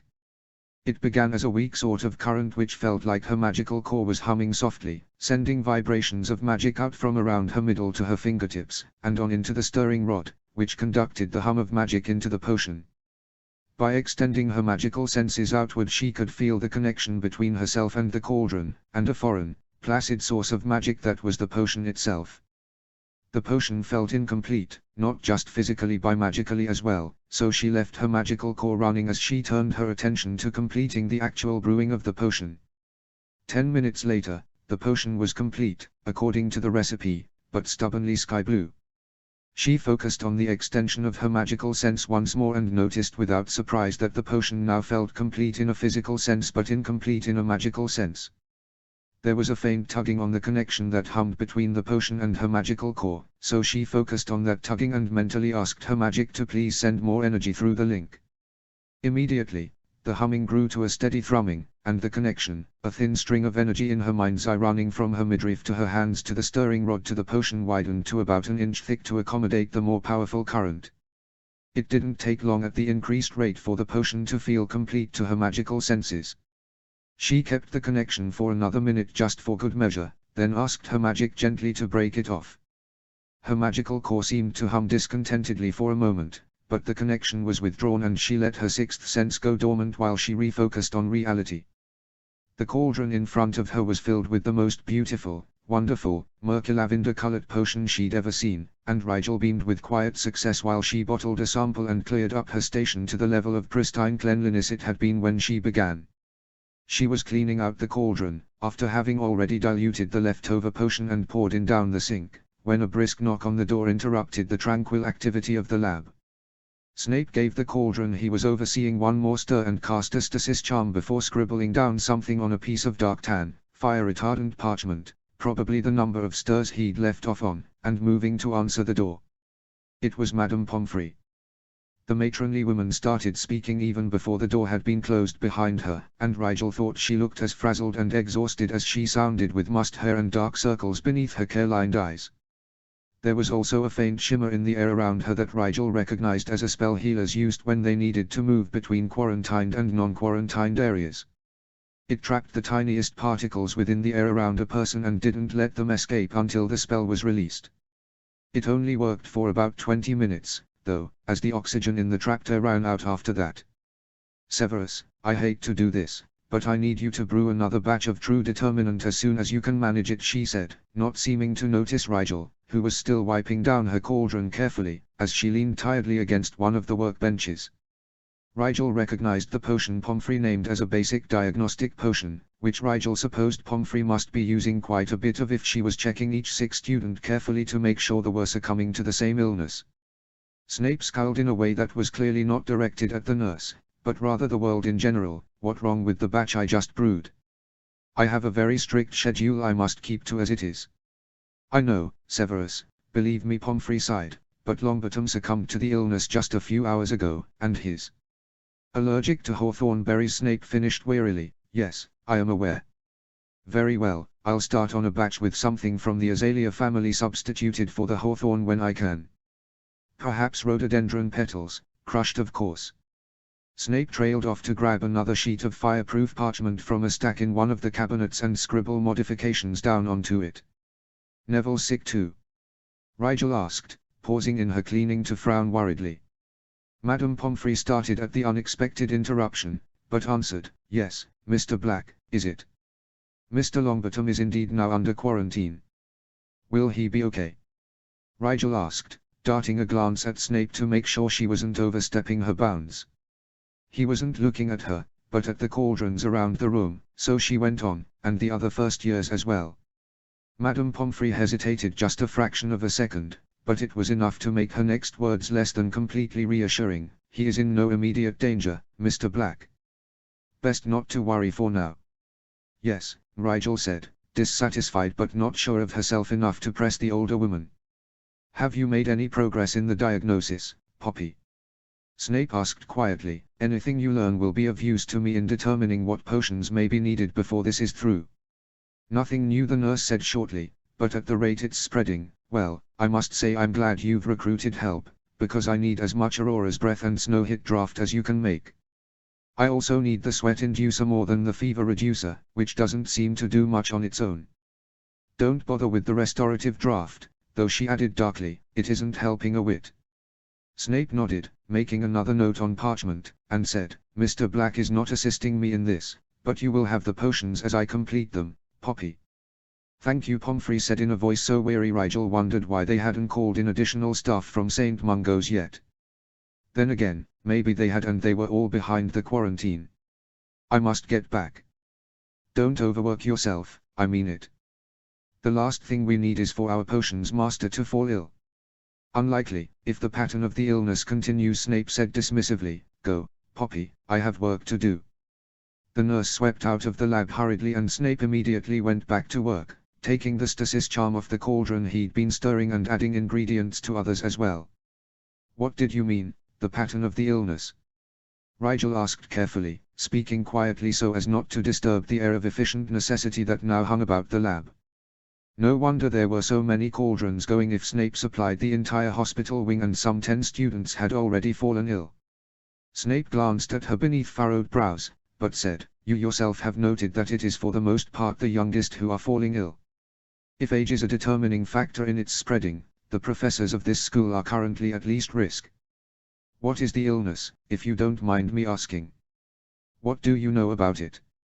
Rigel asked, uneasy with the idea that she could very easily catch it, yet didn't know anything about it.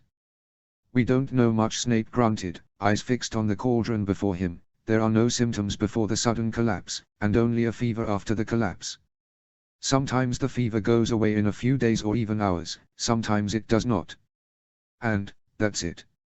Just a fever. Rigel frowned at the back of Snape's head from her place beside the once again immaculate workstation. Snow hit, Mr. Black, and Aurora's breath. What do you know about them? Snape asked, his voice the detached, lecturing tone he used while teaching. Rigel answered automatically, Snow hit, named for Snow White, who fell into a magical coma after ingesting poison. It's called a draft, but it is usually administered intravenously or in vaporized form, because rarely can one in need of it drink the potion. It is essentially a nutrient potion designed for long-term dependence and used to keep coma patients from wasting away due to starvation or dehydration. Aurora's breath is named for a girl who was cursed into an enchanted sleep. She had 3 nursemaids dedicated to keeping her alive, one kept her muscles from atrophying, one kept her heart circulating, and one kept her breathing regular. The potion was invented some time after Aurora was cured of her curse, but is named for her because it performs all 3 of the functions that were required to keep her healthy while under the curse. That is correct, Snape said flatly, and so. The students don't wake up after they collapse, do they? Rigel said slowly, the heaviness in her gut making it hard to wrap her mind around it. They are all in comas, natural or magical, and Madame Pomfrey doesn't know how to fix them. She's just keeping them alive and healthy to stall for time. Snape did not answer, but he didn't need to.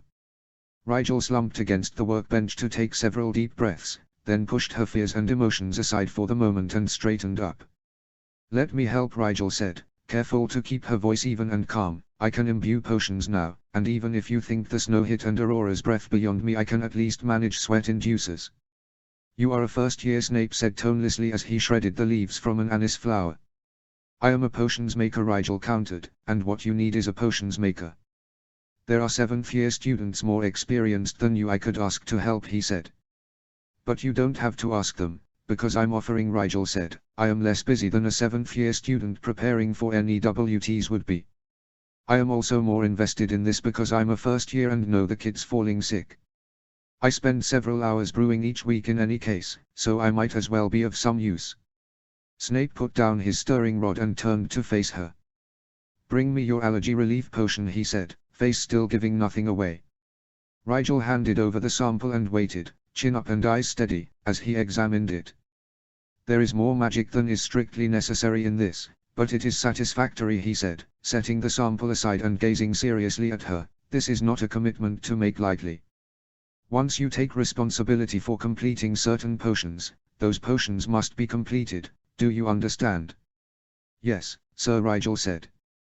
Snape considered her for a moment more, before moving to find a fresh sheet of parchment and writing quickly on it in his spidery handwriting. "You will begin making sweat inducers following this recipe exactly. It is slightly different from the one you will find in most standard textbooks, so do not lose this parchment," he said as he wrote. "You will make however many you find the time for, without overworking yourself. In 2 weeks, bring what you have to me and we will assess the rate and quality of your production level." He fixed her with a stern look. "More does not mean better, Mr. Black. Better 3 satisfactory potions than a dozen useless ones."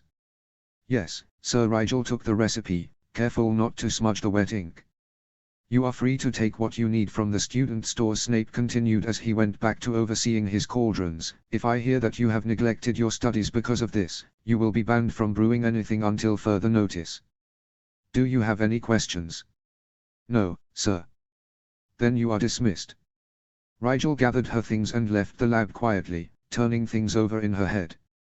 She already had a lot to do without taking extra brewing on, but she couldn't do nothing while Neville and the other first years were lying in comas in the hospital wing.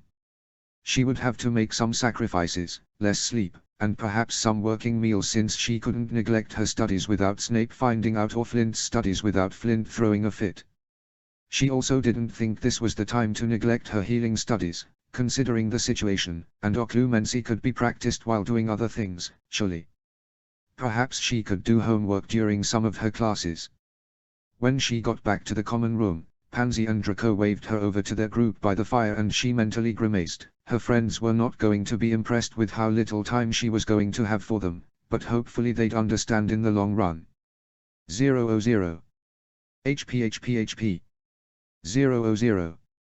Over the next week, Rigel juggled to the point that she seriously considered a career in the Russian circus if the whole potions mistress thing didn't work out. She got all of her work done, even Flint had nothing to complain about, studied up on healing and occlumency, both of which were beginning to make sense more now that she understood the mind's impact on magic and could consciously direct the flow of her magic, and still found time to brew sweat reducers every spare minute she had.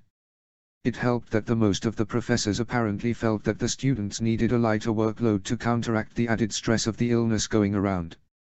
Snape was of course the exception to this, but his assignments weren't really work to Rigel anyway. Pansy seemed to understand how busy Rigel was, though she didn't pretend to understand why, but Draco was not moved by pleas of responsibility and commitment and proceeded to drag Rigel outside Thursday evening to go flying over her admittedly thinly worn objections. "You're coming," Draco said as he pulled her out of the library by her elbow, and that was that. Admittedly, Rigel had needed a break from the stress of balancing her many different projects, and flying was a wonderful way to relieve the tension that had built up from being hunched over a cauldron or a thick healing tomb. She hadn't flown outside of flying class since when she was helping Draco practice for his tryouts, back when her wrist was still broken, so she took the opportunity to let loose a bit. Unfortunately, she'd forgotten to warn Draco before letting loose, and consequentially scared the hair gel out of him when she performed a particularly dangerous-looking loop-de-loop through one of the goal hoops. He scolded her for about 5 minutes, then demanded she repeat the move slowly so he could learn it too. Rigel laughed like she hadn't in what felt like ages and happily obliged. "You're not tucking your elbows in tight enough," she called over the wind as Draco attempted the trick. "You're going to bang them on the crack." "Ah, bloody hell, ow." Goalposts. Rigel winced belatedly and flew after Draco's howling form. He was spiraling slowly toward the ground, left hand gripping his right elbow fiercely, and she caught up with him as he landed. "Ow, ow, ow," he muttered to himself through gritted teeth, his voice slightly muffled through the scarf he wore around his neck and chin, the handkerchief scarf Rigel had gotten him for Christmas. Rigel dropped her broom and bent over his elbow with him. The fabric of his sleeve was intact, but bunched up over his shoulder so Draco could examine the hurt. His elbow was bright red and swiftly purpling, but the skin wasn't pierced at least. Banged it up pretty good, Draco, Rigel said, prodding it with a finger gingerly. Ow, said Draco pointedly, and though Rigel couldn't see his mouth beneath the scarf, she imagined his pouting at her from the way his chin dropped, and no kidding. Rigel examined the elbow closely, then said, try moving it. Draco carefully bent and unbent the joint, wincing elaborately to indicate that doing so hurt phenomenally. Not broken, then Rigel said, and took out her wand. Right. Hold still. No freaking way, Draco hissed, jerking his arm away from her and glaring. Seriously, Rigel said, holding out her hand, I can fix it. Besides, Madame Pomfrey is in quarantine and Snape's not going to fix a bruise for you, so unless you want to let it heal on its own. Draco sighed with a very put-upon expression, but held out his elbow all the same. If you vanish my elbow, I'm suing you for malpractice. Yes, Draco, please take away my non-existent license to practice healing. Rigel rolled her eyes. Just hold still, okay? It won't even hurt, probably. Draco frowned at her with narrowed eyes, but Rigel just grinned slightly at him before leaning close to the swollen elbow once more. She'd learned how to heal bruises in theory, and she could theoretically handle swelling and tenderness, too. She just hadn't had much occasion to practice. She placed her left hand on Draco's upper arm to hold him steady and used her right to point her wand directly at the wounded joint. Rigel sank into herself, pulling her magical awareness to the forefront of her mind, and focused on creating a connection between her magical core and the bruise surrounding Draco's elbow. Once that was established, Rigel could see Draco's magic working slowly on the area affected by the injury, doing what it could to protect the tissues around it and dull the pain somewhat. Rigel took a deep, centering breath and began the careful process of directing her magic into the wound. A human being wasn't like a potion, despite the similarities Rigel discovered in forging a temporary magical pathway between them. She couldn't just pour her magic into Draco, because if that was all that was needed, then Draco's own magic would have healed it already. The magical energy had to be directed to heal, which involved a series of very specific instructions based on the knowledge of how the human body should function optimally. Directing, of course, was a rather assuming word for what Rigel was actually doing, which was begging nicely for her magic to do as she asked. She asked it to please reduce the swelling in the area by redirecting blood flow to its normal pathways, and requested it kindly assist her by knitting together tissue torn or battered by the impact of Draco's elbow against the goalpost. Her right hand grew warm under the flow of magic and her core thrummed contentedly as the bruise on Draco's elbow gradually shrunk and faded, until it was nothing but the palest yellow reminder of an injury that once was. Rigel closed the connection off completely and drew back to admire her work. She thought her first healing had turned out rather well, all things considered, so she allowed herself a grin of victory and thanked her magic generously for good measure. Does it still hurt? Rigel asked, half afraid the bruise only looked like it was gone. Not at all, Draco said wonderingly, turning his arm this way and that to examine the elbow from all angles. It's just sort of warm. He looked up at her suddenly through his lashes, and Rigel didn't need to see his mouth behind the scarf to know he was smiling at her. She thought she knew why Archie wanted to be a healer so badly, if it got you smiles like that. As if every day the sun had squirreled away a little of its light in Draco Malfoy's eyes, and it all came bursting out at the fierceness of his joy. Wherever did you learn to do that? I can't believe you never told me you could heal things. Is that what you've been doing in the library all this time? It's really amazing. Just wait until I tell my father about this, he'll be so impressed. Rigel let Draco babble at her for a bit, still stunned into silence by the luminosity of her friend's happiness. She didn't comment on it as they made their way back to the common room, and Rigel headed off to her lab to brew more sweat inducer after changing her clothes, but it was a good thing she knew the recipe by heart at that point, because all she could think about while brewing was the wondering light in Draco's eyes. Rigel mulled that smile over again and again in her mind as she worked, wondering if her potions would ever prompt such a smile as Archie's healing did. She truly hoped they would. 000. HP. 000. Friday morning. Rigel finally heard back from Sirius about the hints Rosier and Rookwood had dropped a couple of weeks earlier. She also got a letter from Archie, delivered by an eagle owl but with plain black ink on the front, so she tucked both letters into her robes to read in private and distracted herself with listening to Bulstrode and not argue about whether history of magic or divination was a more useless subject.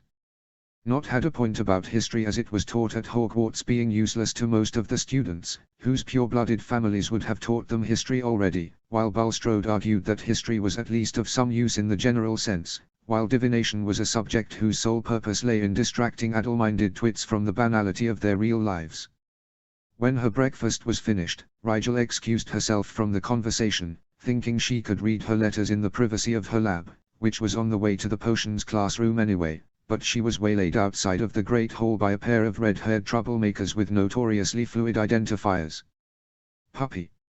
Rigel wasn't even surprised by this greeting anymore, which probably wasn't a good sign. Hey Fred, hi George, she nodded to each in turn. What can I do for you? Fred grinned widely as he looped a hand through her elbow and dragged her out of the way of the main flow of traffic through the entrance hall. That is just the question you should never be afraid to ask, pup. With most people we have to ask to get them to help us, and at that point we just look suspicious. I would make a smoke equals fire reference, but I have the feeling it would only inspire you, Rigel said, trying and failing not to smile fondly, but you haven't told me what you need right now.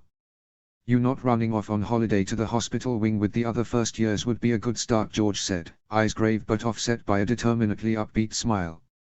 And on that cheerful note Fred shot a look at his brother, who immediately crossed his eyes and pursed his lips in response, before turning back to her with a salesman smile. We've a mind to do something about the epidemic of doom and gloominess going round this school, but we've hit a snag in the works. What sort of a snag? Rigel asked dutifully as Fred paused for effect. Well, it's less like a snag and more like an essential step in the process that is our genius at work has been forcibly moved beyond our reach, George said, lifting his eyes to the ceiling as he did so. It's not that we blame you, of course, but if you were a man of any kind of sympathy you surely wouldn't object to helping replace what you've taken away. What I've taken? Rigel glanced between them confusedly.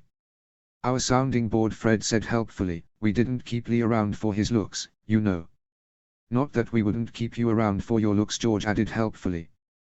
But it sure would save us the trouble of having to find yet another person in the school whose sense of humor hasn't been stunted by the choking vines of their family's expectations, Fred said, shaking his head sadly. Wizards just don't know how to have fun these days. You want me to replace Lee Jordan? Rigel said with raised eyebrows, a bit impressed that they would reference him so casually when her friends never so much as whispered Lee's name around her. What does that involve exactly?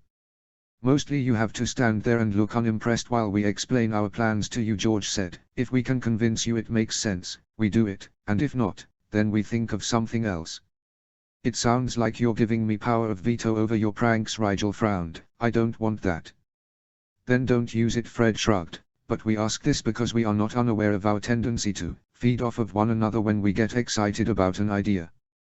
We need someone to stop us if we carry something too far or try to do something stupid. We won't come running every time we turn Kirill's robes pink, George said. Mostly because that will never be a bad idea, Fred added. But if something sounds like it might be a bad idea, we'd ask you to help us judge, George continued. Maybe eventually we'll be able to tell for ourselves, but at this point. He trailed off and exchanged a grimace with his brother. At home Mum usually lets us know if we've gone too far, Fred said, and we eventually learned to always ask Ginny ahead of time if we're not sure about something. She can tell if Percy will react badly to cutting holes in his robes or if Dad is too tired to handle an imp in his pillowcase some nights. Before we learned to ask, though. George sighed, no trace of laughter left in his face. Once when we were younger we turned Ron's teddy bear into a giant spider as a joke. We thought it was funny, but Ron's been terrified of spiders ever since, and doesn't trust us with anything of his. Fred nodded seriously. We don't want to make a mistake that actually hurts someone again, so we need a system of checks and balances in place. We're each other's balance, but we need an objective check. Will you be the one to check us out? George said, eyebrows waggling suggestively but eyes still and solemn. Rigel thought about how much she hated being responsible for other people. But then she thought about how much she valued being able to go to Professor Snape now when she was unsure of something, instead of having to muddle through it on her own. So she said, sure, I'll be your sounding board. What are you planning? Fred grinned and George ruffled her hair and they launched into their explanation. See, this whole sickness has got people down, George said earnestly, and kids are making themselves sick with worry over it, so we thought a great big joke was in order to cheer people up. But we also don't want to do something startling that would wind already tense kids up further or incite the scared kids into lashing out with surprise, Fred explained. Rigel was honestly impressed they thought so carefully about the consequences of their jokes. Sometimes she thought her own uncles could afford to be more like that, but then again they had rumors to check them. Maybe she could be a kind of rumors for Fred and George. So it has to be big, but not frightening or mean. Rigel clarified. Exactly, they chorused. It sounds like you need someone who's in on the joke to be the target then, Rigel said thoughtfully, so that you can control how they'll react, which will cue others how to react. Fred and George turned away from her for a moment to stare at each other, clearly communicating something with their eyes alone. Rigel wondered if she'd ever know someone well enough to fathom every thought with a look, but shoved that thought to the back of her mind for exploration when she didn't have so many other things to worry about. Yes, George finally said out loud, length will be key. Something that lasts or is repetitive, so it becomes a running joke that can make people happy or relaxed over and over again whenever they think about it.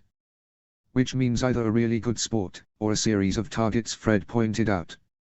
Why not start with a really good sport, who would be an example to others and inspire them to take the joke gracefully as well?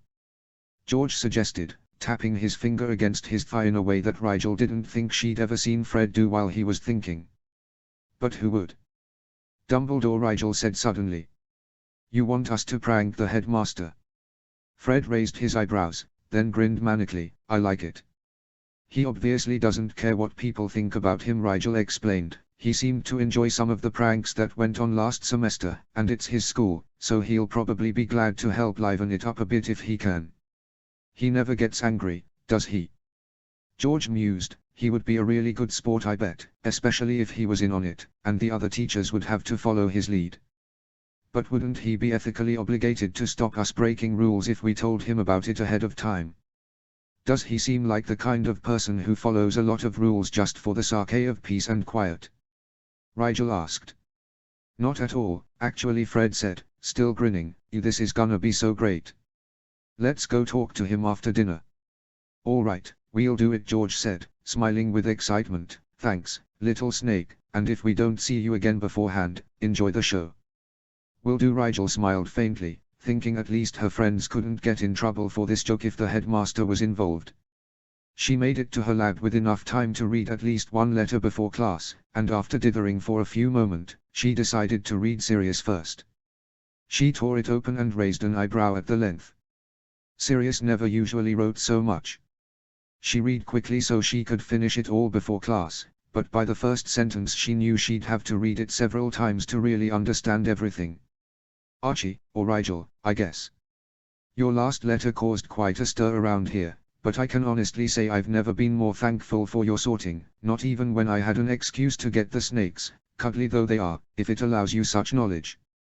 Now your Auntie Lily would probably tell you not to listen at keyholes or whatever contextually appropriate metaphor fits for disapproving of eavesdropping on your classmates in general, but we blacks know better, don't we? You have to know about something to plan ahead for it, and sometimes the only way to know things is to find out any way you can. I will say this, be careful. Even though your house sticks together more often than not, these are dangerous times for people whose existence stands in opposition to that party of bovines Mr. Riddle herds around the ministry. People like us, and most particularly people like your cousin Harriet. Half-bloods with talent and ambition are exactly the kind of thing that Riddle fears, and from what Harry's said in her letters, there are others, like her friend Hermione Granger, who pose similar threats in the eyes of the supremacists. Now I don't say this to scare you, son, and I know Lily and Remus think you're too young to have to understand all this, but there are certain facts about your relation to me, blood traitor that I am, and your cousin and aunt that will put you in a tight position in Slytherin House. I think you can balance the line you need to, but you'll need to be armed with information and forewarning, both of which I intend to give you. Uncle James and I investigated the hints you picked up from your anonymous sources, he in the ministry and I in my own circle of contacts, and what we found does not reassure us. There is talk of legislation being constructed that would rival the edicts of 1981 in both its controversial nature and its flagrant disregard for basic human rights. It is an effort to undermine the strength of what is left of the Muggle-born population here in Britain by removing their only possible allies, the half-bloods. The big mistake the Cow Party made in banning half-bloods as well as Muggleborns from schooling and therefore from working influentially in Britain was that by alienating both groups, the Cow Party gave them a common enemy. The proposed legislation is in essence a marriage law. It would require that all half-bloods marry purebloods, to keep magic in the family. This would of course mean that no half-bloods could marry Muggleborns, limiting the breeding pool of Muggleborns to one another or Muggles themselves, and because of the laws forbidding children outside of wedlock to inherit, it would also mean that anything a half-blood gained would eventually revert to a pureblood's control: children, wealth, influence, everything. In addition to this, because it is unlikely that purebloods will be overeager to join with half-bloods in marriage, many simply won't ever be allowed to marry at all. No marriage means no legitimate children, means no way for the half-blood or Muggleborn community to build a multi-generational power base to oppose the pureblood faction.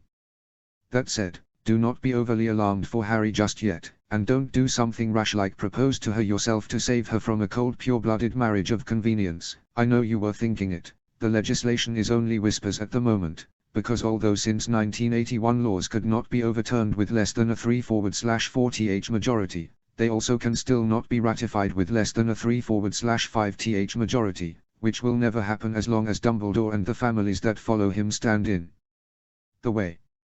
Dumbledore, not to mention the rest of us who put our faith in him, will never stand for this, so despite the concern it raises in revealing the Cow Party's agenda, it won't matter in any practical sense as long as the light stands strong. Enough of politics and dire warnings, my son, tell me of your latest adventures. I do hope that map isn't growing dusty in your trunk, insert stern look that I never could pull off as well as Remus and Lily here, and that you've got a prank in the works. If you need any tips, you know who to ask. Things are quiet at home, though I think I've taught the little snake, the one who follows me inside sometimes, to roll over. Remus sends his love, and James and Lily too, of course. I met a kid in St. Mungo's the other day who had pretended to get dragon pox to get out of going to his little sister's piano recital. He reminded me of you.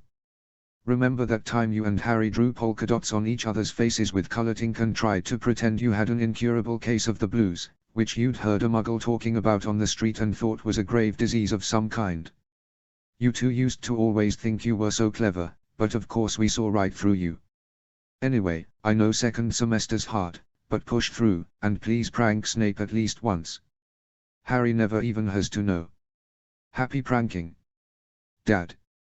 Rigel allowed herself a fretful sigh as she folded up the letter and stuffed it deep into her book bag, in one of the pockets that she'd asked Lily to charm to stay closed unless she opened it over the break. Oh, Sirius, she thought guiltily, if you only knew what your son and I were up to, this marriage law would seem like small pickings. I'm just hoping to make it to adulthood without being thrown in Azkaban. What's the threat of marriage compared to that?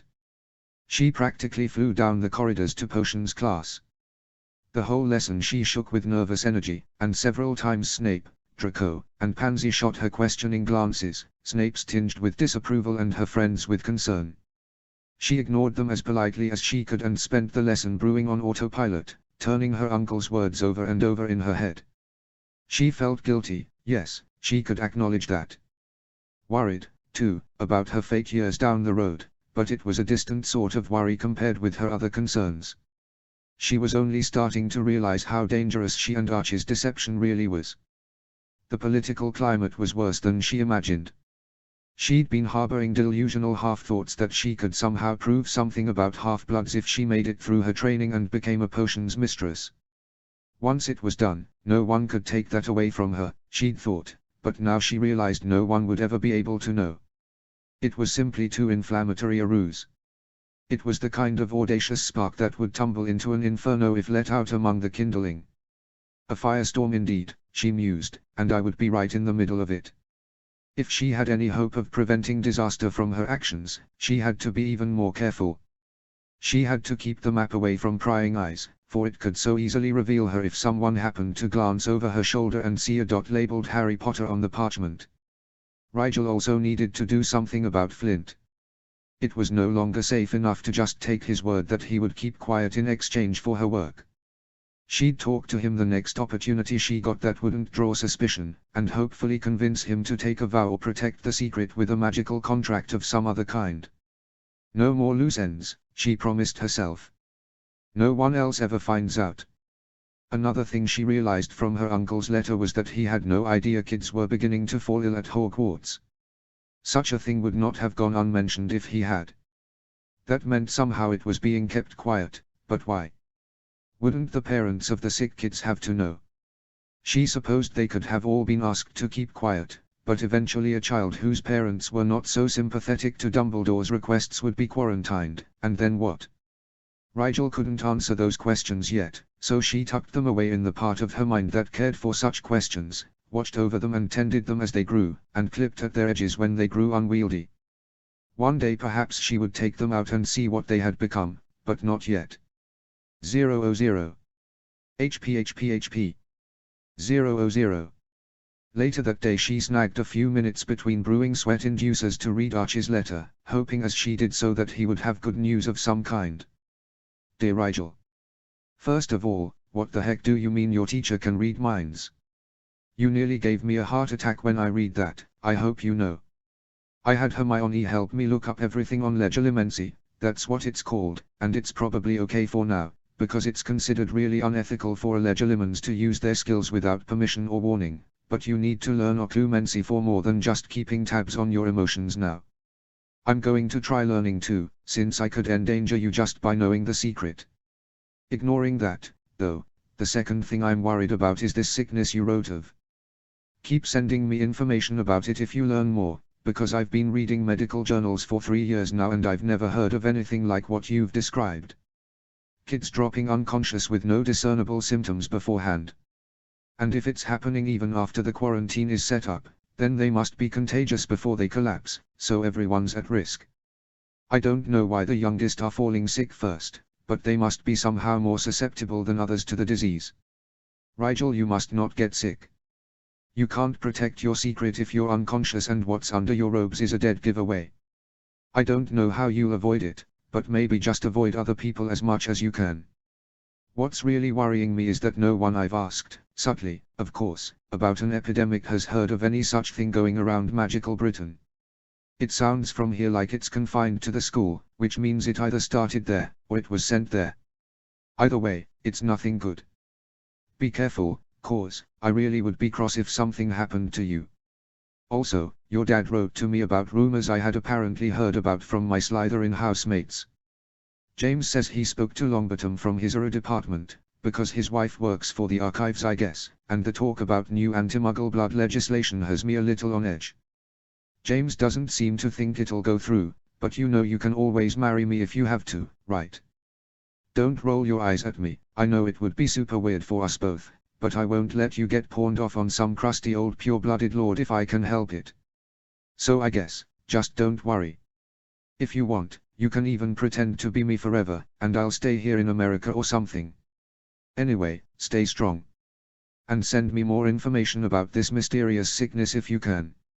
I'll look into things from the outside and between the two of us we'll figure out what in magic's name is going on. Best. Archie. P.S. We're learning to clear out pores and regrow hair and other pilatory charms now, just so you know where you should try to be in healing. I can recite all the most common poisons now, too, aren't you proud? Rigel hid that letter away too, and tried to tell herself she felt better after reading it and not worse. She lay up all night wondering if she were doing the right thing. It wasn't too late to back out, she knew. They could always switch back at the end of the year, and it would be strange, but not too suspicious that they changed so much over the summer. They wouldn't, though, Rigel admitted.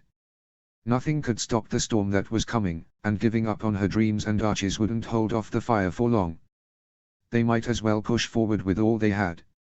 With that in mind, Rigel got up even earlier than usual the next morning, determined to finish all of she and Flint's assignments before lunch so that she could spend the afternoon studying healing and brewing sweat inducers until she dropped. She was determined to do her part to help where she could, and though she accomplished what she set out to that morning, she was fairly burnt out by the time she trudged into the Great Hall for food. She sat next to Pansy and across from Draco and started filling her plate. It was a mark of how not at all unusual it was for Rigel to disappear for hours at a time, especially on the weekends, that none of her year mates bothered asking her where she'd been.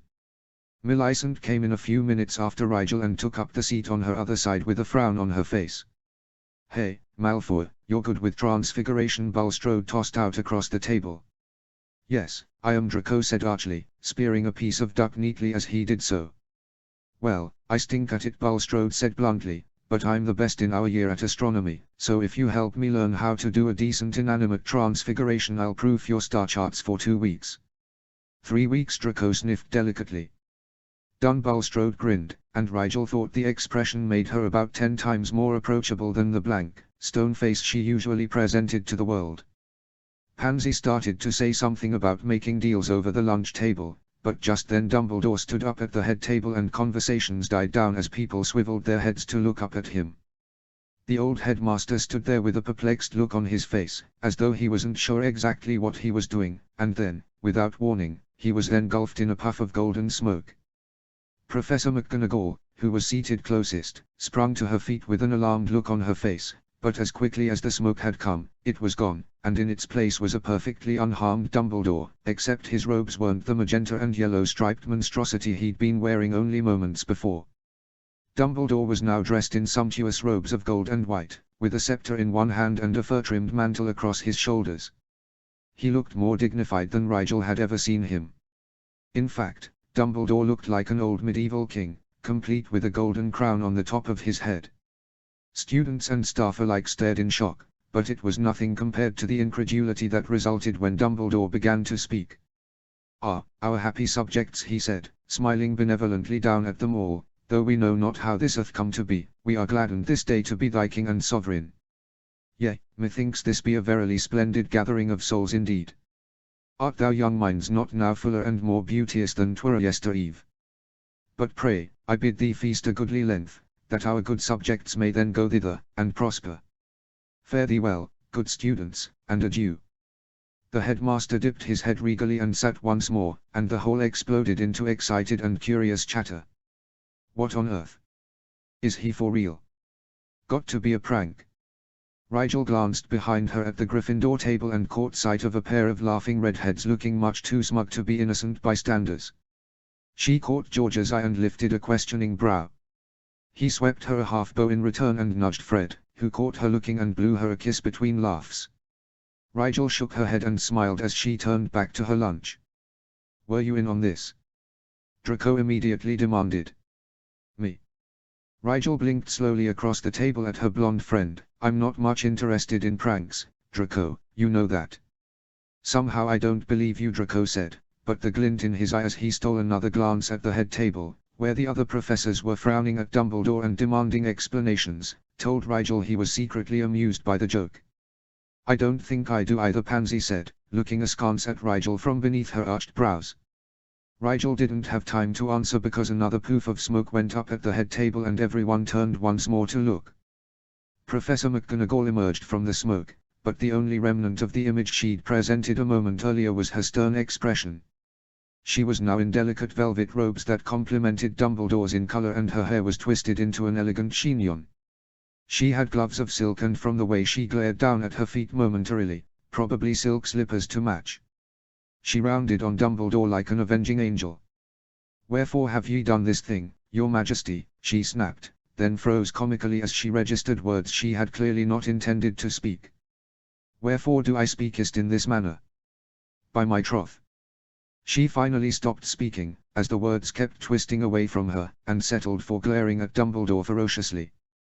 "Be not cross, our Queen," Dumbledore said, a perfectly in-character expression of benign confusion on his face, which should have immediately revealed his part in all of this, and indeed Snape was staring at the headmaster with narrowed eyes from further down the table. "Methinks such noble attire dost only bring accent to thine grace and bearing." "I shall gift thee grace and bearing, majesty," McGonagall snapped, before scowling in annoyance once more at the medieval words coming out of her mouth. Before Dumbledore could answer, there was another poof of smoke, and Professor Flitwick had become a strolling minstrel, complete with an ornate golden lyre and a feathered cap. "Verily, this be a fair wondrous den," Flitwick said, but his voice came stringing out of him in a kind of musical free-verse speech, rather than with any natural intonation. Most of the students were beside themselves with laughter at this point, and as they stared, transfixed, one by one the rest of the staff began to disappear into puffs of smoke. Madame Pomfrey was outfitted in a medieval midwife's uniform, Sinistra a white-clad damsel's gun, and Trelawney a nun's stark habit of UN-dyed wool. Professor Snape clearly saw what was coming from his seat at the end of the table, but Rigel saw the stubborn set to his mouth and knew he would not allow himself to run. He was obscured moments later in a cloud of smoke, and one could practically hear the collective breath-holding of the rest of the staff as they waited for the potions master's inevitable explosion of rage. When the smoke cleared, Snape stood, not a miller or a pardoner, but a knight, shining in black and silver armor with a snake and cauldron coat of arms inlaid on the breastplate and a sword that glowed a bright emerald green in one gauntlet hand, which he promptly scowled at and banished to some unknown corner of the earth.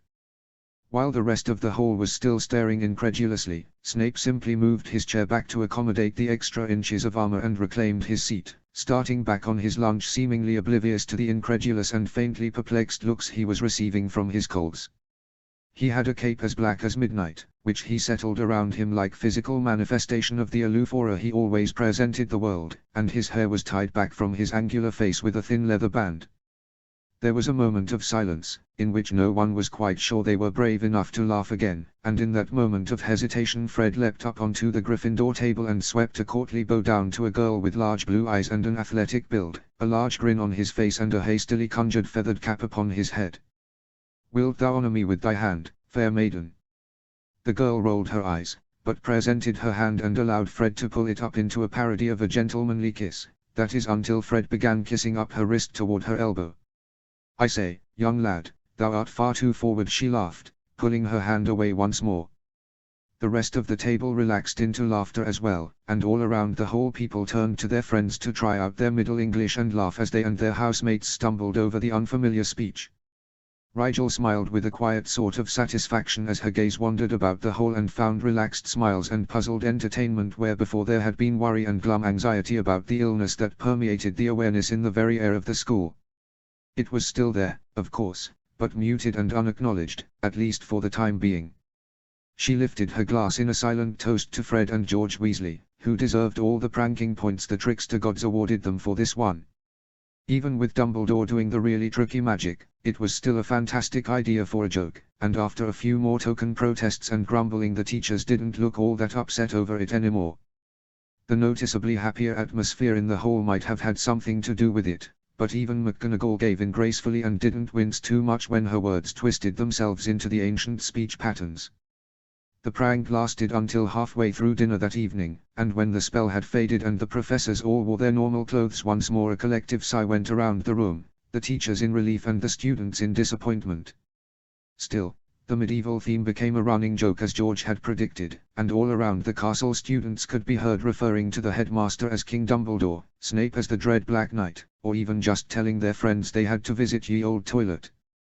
McGonagall had a class of particularly audacious fourth years who had reportedly bowed as she entered the room, and Flitwick changed his lesson plans to let his older students learn the theory behind such complicated speech charms and natural translation spells since they were so interested. Even the next Ravenclaw second year to collapse unconscious in the hallway and get carried to the hospital wing couldn't completely douse the spark of optimism the cheerful aftermath of the prank had caused, and more than once Rigel caught Fred and George beaming around with pride as the ripples of their joke spread and became familiar, even comforting, currents throughout the school. 000. HPHPHP. 000. The next Thursday saw Rigel sitting Taylor-style on her bed after classes, deep in meditation that was supposed to help her with occlumency. The book said she was to clear her mind, because apparently an empty mind was a well-protected one, but it seemed to Rigel that an empty mind wasn't worth protecting. Hadn't she spent all her life trying to fill her mind? It didn't make any sense, especially since Draco had said that what happened in the mind was made real through a person's magic. If she tried too hard to have an empty mind, wouldn't her magic erase all her thoughts to make it true? She shivered with undiluted fear. No, better not think of empty minds at all in her case. Instead, she would try the fortress idea again, which had seemed contradictory to the empty mind idea anyway. What would a fortress of her mind look like? She tried to envision a castle of some kind, but castles were large and hard to protect without any help, so she turned the problem over to find a different angle to work from. What did she want to protect in her mind? That was easy, secrets. Secret thoughts and memories. She also wanted something else, though, she reminded herself. She had started all this to try and get a handle on her emotions, and while her magic had been almost suspiciously helpful of late, she wasn't willing to trust in its inherent goodwill all the time, so she added emotional controls to her mental list of requirements for her mind fortress. So what kind of environment should she create that would allow her to both protect some things and constrain others? It couldn't be something open, like a jungle or cityscape, she knew. Rigel also didn't think a man-made structure like a house of some kind would be strong enough for the kind of fortress she wanted to build. Eventually, she looked at the problem like a potions mistress would. Precious ingredients needed to be kept safe just like memories, after all, and potentially dangerous yet useful specimens would need to be monitored carefully in terrariums and cages, so why couldn't she build an artificial habitat of sorts for her emotions just as well? An idea began to form slowly. It would have to be big enough to store all the memories, emotions, knowledge, and thoughts she had in her mind, with room for expansion, and, like a potions lab, it should be clean but cool, perhaps underground so light-sensitive ingredients, much like thoughts and memories too dangerous to expose to outside light wouldn't be compromised. Her mind became misty, but ensconced in the mists was an enormous shadow, which was slowly becoming clearer and more defined the longer she thought about her fortress. Just as the shape of something hulking, strong, and forbidding hunkered out of the mist in her mind's eye, Rigel was jerked rudely out of her meditation by a pair of frantic, shaking hands. Rigel! Rigel! Pansy's voice accompanied her rough jolt back into reality, and Rigel opened her eyes to stare disoriented into Pansy's wide and anguished blue orbs. What? Pan, what's wrong? Rigel murmured, trying to shake the fog of deep meditation as she focused on her friend. Oh, Rigel, it's Theo. Pansy bit her lip as she backed off and waited impatiently for Rigel to recollect herself. He's been taken to the hospital wing. Oh, Rigel thought, sitting up straight and staring at Pansy as though she'd never heard the words coming out of her mouth before. No. What happened? She heard herself ask, her mind still trying to catch up with the things that were happening in real time. I don't know, Pansy said, moving to sit on the bed beside Rigel and lean her blonde head on Rigel's shoulder in a numb sort of way. I mean, I was there, but it happened really quickly. Pansy's voice was shaking slightly, but her hands were clasped together firmly and she made a visible effort to speak calmly. He was fine. We were playing cards with Millicent and Blaze while Draco worked on his defense essay, and then Theo's face went slack and he slumped to the floor like he'd fainted, only he didn't look faint or pale or anything before he collapsed. He seemed fine. Pansy fell silent and Rigel wasn't sure what to say. Where's Draco? She finally asked, thinking perhaps the blonde would have better luck finding the words for a situation like this. Purebloods were always good with words, she thought. He went to tell Professor Snape, Pansy said, sitting up once more and fixing her hair automatically as she schooled her expression back to the most neutral one she could manage at the moment. Rigel smiled a bit, embracing encouragement, and Pansy sat up even straighter in response. Vincent and Greg helped Blaze carry Theo to the hospital wing, though I guess they won't get to go inside in any case. Oh, I wish we knew what was going on. Pansy frowned helplessly. Why won't they tell us anything? The professors don't know very much themselves, Rigel said softly. I heard Madame Pomfrey talking to Professor Snape, and she doesn't know what's wrong with the students yet. How can she not know? Pansy demanded angrily. It's her job. It's something new. I think Rigel offered her opinion based on Archie's letter and Pomfrey's own words. It's got to be a magical disease no one's heard of before, so they don't know how to treat it yet. Pansy paled and looked so hopeless that Rigel immediately rushed on, not knowing if her words were true, just knowing Pansy needed to hear them. Not to say they won't, they'll figure it out soon enough. And in the meantime, the students aren't in any danger, Rigel said, trying to sound authoritative. Look, Snape is brewing Aurora's breath and snow hit for Madame Pomfrey, and those potions are used for people who are in long-term, but stable, magical, sleeps. So whatever disease it is, it's not harming any of the kids really, just sending them to sleep. Like Sleeping Beauty. Pansy let out a half-choked chuckle. So they've all got to be kissed. We best hope Greengrass doesn't fall ill, then Rigel said slyly. Pansy giggled a bit more freely at that. Oh, that's not very nice, Rigel. Thank Merlin I'm a girl, though. If they make you kiss Greengrass I hope someone gets a picture. Well, I'll be sure to return the favor if you have to kiss Crab or Goyle, Rigel sniffed. Pansy shut up pretty quickly after that, but her eyes weren't wide with fear and helplessness anymore. What are we going to do, Rigel?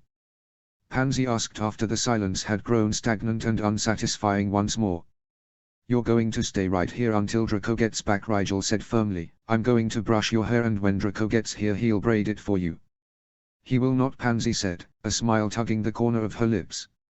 Oh, yes he will, Rigel said loftily, or he won't get any help on his next potions essay. He'll even put in a ribbon for you, as long as you swear on the founders not to tell anyone he did it. Pansy laughed lightly and dashed to her room and back to fetch her favorite hairbrush. Rigel sat behind her and brushed her hair diligently, even though it was too short to really need a brush. The simple task was soothing for both of them, and that was all that mattered. You've said what I'm going to do, Pansy spoke up a few minutes later, but what are you going to do? Rigel's face was a blank mask as she answered, her voice low and determined, I'm going to brew. So saying, she relinquished her friend's hairbrush and searched out her private potions kit from Archie's trunk. She had sweat inducers to brew, and she'd used all the green hellebore from the student stores earlier in the week, but she needed it in the 5th stage. She had a good collection of ingredients, some she'd never actually used before but had insisted on collecting in her private kit because they were essential to a true potions mistress, and hellebore was one of them, but she'd ordered more bile when the school stores started running low, knowing her own supplies wouldn't be enough for the rate she was brewing at, and she'd added the extra to her kit when it had come bile the day before. She set the kit on the bed and went to the bathroom to change into robes better suited for brewing. Draco came back and told them Snape had been informed about Theo, and would speak to the rest of the house about what was going on later that day. Rigel pushed a couple of ribbons into Draco's palm with a stern look and a meaningful glance at Pansy's still lost-looking expression, and the boy sighed, but went to pick up the hairbrush without complaint. Rigel left them there with nods of understanding from each and promises to fill her in on what she missed of Snape's speech to the house. Rigel fully intended to be brewing all evening. She didn't go to see Pomfrey and try and check up on Theo, in the hospital wing, because she knew she'd be turned away, and there was nothing she could do for him there, anyway. Instead, Rigel made her way to her lab and brewed in bulk. She had 3 cauldrons simmering constantly all through dinner and well into the night. She ran through her supply of hellebore completely by the last batch, but even the numb sort of satisfaction she felt as she corked the last few doses and cleaned out the cauldrons didn't assuage the guilt that was steadily corroding the edges of her nerves. She knew it was illogical, and some would say unforgivably melancholy, but some small part of her felt as though the universe were punishing her for her presumption. What a cruel coincidence that Hogwarts should be hit with such a strange sickness the very year Harriet Potter, would-be potioneer, takes the place of Archerus Black, would-be healer. Maybe Archie was supposed to be here, to help somehow with this magical sickness in a way she couldn't. This sort of disease was exactly Archie's area of interest, after all, and though he wouldn't be a match for Pomfrey at this point, perhaps he was supposed to have helped in a more direct way than she could by just making generic potions and awkwardly comforting her friends, who had no idea that her deception might be costing them something irreplaceable. What if the universe had had it all planned out, and then Rigel had stepped in and messed everything up? No matter how she tried to tell herself that she was helping, and that it wasn't at all her responsibility to deal with this illness, the whole thing felt too coincidental for comfort. She didn't know what it was yet, but something was off about this sickness. Not just the inexplicable nature of it, but the timing and the location as well. An epidemic that only hit Hogwarts. Possible if it began here, but there would have been a catalyst. A potions accident or a spell gone wrong. Instead it came out of nowhere, and at a time where the balance of the wizarding world stood on the rounded and knotted edge of a wand. Rigel stored the bottles of sweat inducer in the crates she had borrowed from the student stores for that purpose and sighed. She would figure out what was going on, and do everything she could to convince the universe to change its plans. 000. HP. 000. 2 days later, Rigel once again knocked softly on Snape's office door, and once again the voice that bade her enter did not belong to the potions master. "Oh, it's you again." The same dark-haired prefect, Alyson Selwyn, Rigel remembered, was lounging in unapologetic repose behind Snape's desk once more, this time with a book of what looked like shark anatomy open on her lap. Probably better not to ask. Is Professor Snape in his lab this afternoon? Rigel asked. Yes, of course, Selwyn said idly, not bothering to lift her kohl-rimmed eyes from the pages of her book after an initial, assessing glance. He's working on something volatile today, however, so he has requested that no one interrupt him unless strictly necessary. Probably the snow hit, Rigel thought. I think I remember something about the 7th stage being particularly troublesome. Did Professor Snape leave a message for me in case I sought him out today? Presumptuous thing, aren't you? The upperclassman shot Rigel a mocking glance, but didn't answer her question, as though the professor plans for every eventuality involving you. He was expecting me today, I believe, Rigel offered, put out at being addressed like she was somehow bothering Snape with her presence. Selwyn didn't know he was mentoring her, probably, but surely she didn't think Rigel would bug the professor so often if she thought the professor considered her a nuisance. The older girl smiled enigmatically. Of course he was. As it happens, I was to tell you if you came in today to leave the samples in that corner. She nodded at an empty corner of the office, but since you don't appear to have anything like samples with you, I assumed the message was irrelevant. It was a bit much for me to carry here without being sure I wasn't wasting a trip, Rigel said, feeling the need to explain herself to this older and therefore more powerful Slytherin, and vaguely annoyed at herself for feeling that way. She had nothing to be insecure about. Selwyn wasn't helping Snape with making sweating inducers. She was just sitting uselessly in his office, reading about sharks. With those thoughts to buoy her confidence, Rigel lifted her chin, saying, "Thank you for giving me the message. I'll go get the samples he wants then." "You do that," Selwyn said, somehow managing to sound amused and uninterested at the same time. Rigel trekked back to her lab, but once she got there she grimaced at the piles of crates, not unlike Muggle milk crates, stacked neatly by the door. It would take her numerous trips through the dungeons to carry them all. Each batch of sweat inducer took an hour to brew, and she'd been averaging 4 hours of brewing each day for the last 2 weeks. Less on weekdays, usually just an hour in the mornings before breakfast and perhaps 2 in the evening, but longer blocks on the weekends to make up for it. Each batch produced 6 beaker-sized samples, which would each amount to probably 4 to 5 smaller doses. Rigel also had taken to brewing 2 or 3 cauldrons at once while she worked, meaning altogether she had made 130 cauldrons of sweat inducer and approximately 780 beakers of the stuff. The beakers the potion was poured into had stasis charms built in, of course, so there wouldn't be any trouble with potions going bad, but there would be a problem carrying it all to Snape's office, even secured in crates. The crates held 24 beakers apiece, but they weren't charmed weightless because ambient, purposeful magic, unlike raw magic without consigned direction, could stick to and interfere with some potions, so Rigel doubted she could carry more than 1 or 2 at a time. There were 33 crates all told.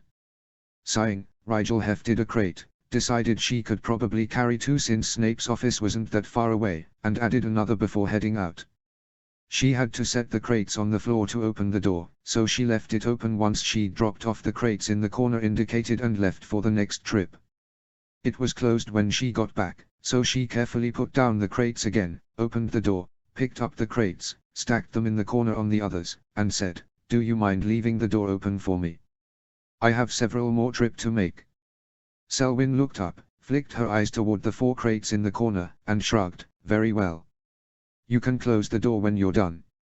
"Thank you," Rigel said, only barely sarcastically, and set off back to her lab. 3 trips later, Selwyn looked up with a frown on her face when Rigel tried to leave without closing the door once more. "You've still more?" the older girl asked exasperatedly. "What does Professor Snape have you moving so many potions around for?" "They're for the hospital wing," Rigel said, "and I have." She mentally calculated, 11 more trips, I think. Maybe 12. 12. Selwyn rolled her eyes with a moue of distaste and stood, leaving her book on the desk and coming around to join Rigel at the door. "Honestly. Ask for help when you need it, Snakelet." Rigel considered the older girl as Selwyn flicked a smooth ivory-colored wand out toward the office to her signature until they returned. "What will you require for your assistance?" Rigel finally asked. The long-haired girl turned her head to look at Rigel with a gaze that felt heavy and considering, though it might have been the dark makeup that gave it that effect. "Not thoughtless, then, just cautious," she said quietly, apparently to herself, then said more clearly, "For my help, I would have you perform a similar duty to one I have already performed for you. You will carry a message for me, since I cannot leave Snape's office for long enough to track down its recipient myself. Deal, Rigel said agreeably, this way. She led Selwyn to the door of her lab, then paused. There are wards against other students from entering, but I do not know if there is an exception for prefects, she explained. Selwyn flicked her wand and narrowed her eyes at the pulse of magic the wards sent in response. Should be fine. The prefect badge acts as a kind of physical password for most castle wards, and I don't see the extra ward that would deny prefect badges specifically. So saying, the older girl strode forward and grasped the handle confidently. Nothing happened, so she entered the lab and paused to take a look around. Rigel followed, feeling strange with another person in what she'd come to consider her lab. Selwyn raised her eyebrows at the small but respectable lab, looking over the small cabinets for ingredient storage, the recipe stands that were not unlike Muggle sheet music stands, the 4 mid-sized cauldrons sitting on the pristine countertops, and the sink in the corner not being taken up by crates. All these need to go. Selwyn gestured to the 20-some crates left stacked by the door. Yes, Rigel said. Well, I can carry 3, so we should only need about 5 trips between the 2 of us, she said, and promptly hefted 3 of the crates in her arms. Rigel was taken aback, having assumed the girl would try levitation charms on the crates first, but perhaps she knew as well as Rigel did that the crates couldn't be tampered with using magic. Rigel quickly picked 2 crates for herself and set off after the older girl, her respect for the prefect increasing bit by bit. 2 trips later, Selwyn sighed as they picked up the next 5 crates. You should have gotten a trolley, Black. Does Professor Snape have trolleys? She panted back, the physical exercise starting to take its toll on her. She had pretty strong arms for an 11-year-old just from brewing and playing Quidditch on and off, but she hadn't been sleeping much, as focused on brewing and keeping up with her work as she'd been lately, and that much lifting was wearing her down. He better hope so, Selwyn said, because he's going to be the one ferrying these off to the hospital wing. The older girl smiled slightly at the idea of Snape doing psychical labor, and Rigel felt an answering smile bloom on her own face. It was a pretty ridiculous mental image from what she'd seen of the potions master so far. They finally got all the crates unloaded in Snape's office, and Selwyn sank gratefully into Snape's chair, even going too far as to transfigure a quill into a chair for Rigel to sit on as well. Rigel offered the prefect a small smile of thanks as she sat, her back muscles rejoicing quietly. So am I to understand that those potions were all in your lab because you brewed them? Selwyn waved a hand tiredly at the stacks of crates that now took up at least half of Snape's office space. Is this like a year-long project you're doing, or what? Rigel shrugged. I offered to help brew potions for the hospital wing when so many students started falling sick. Selwyn's face grew serious, as most people's did at the mention of the illness, and she nodded slowly for Rigel to continue. Professor Snape gave me a couple weeks to brew as much sweat inducer as I could without interfering with my studies, so I did.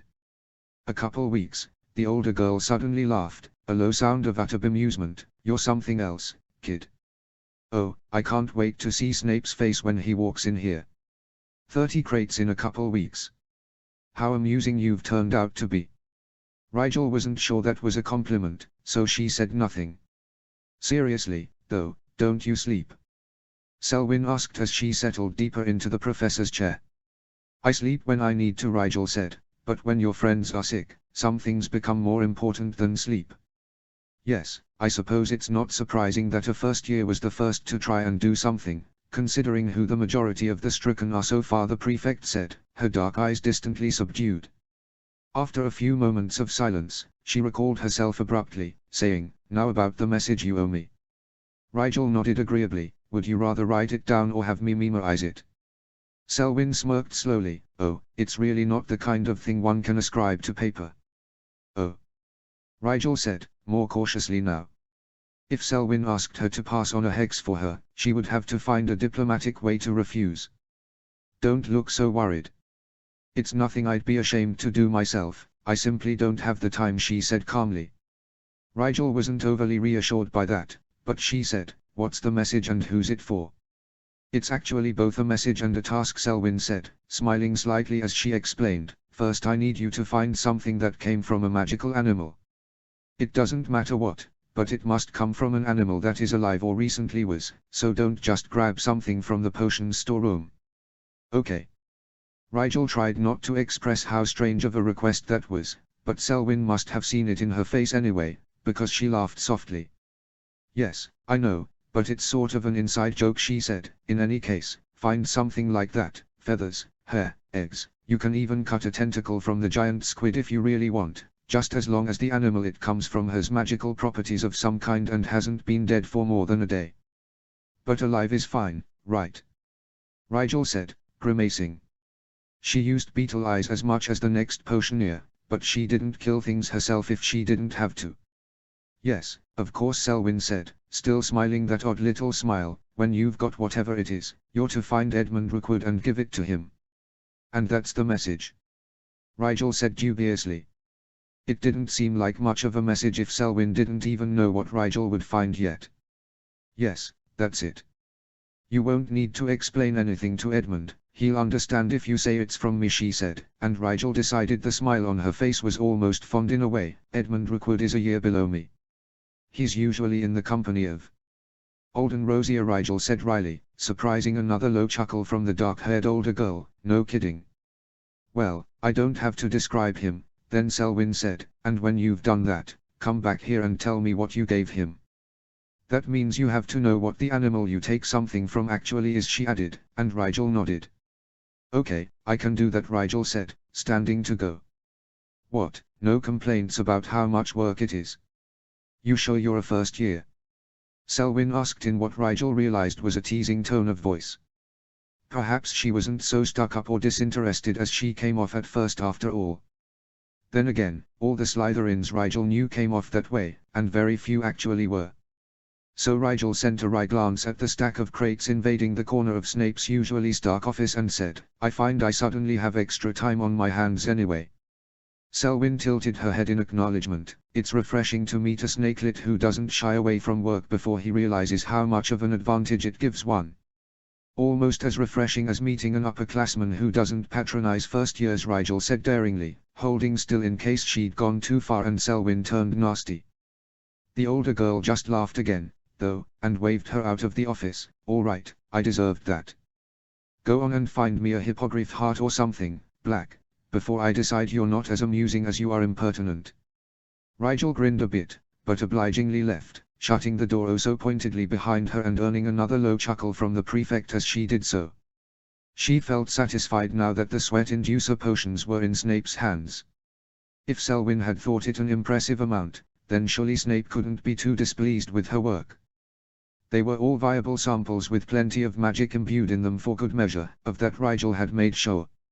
She didn't know what on earth Selwyn's strange message was about, but the upperclassman had helped her, so she might as well return the favor, no matter how peculiar she found it.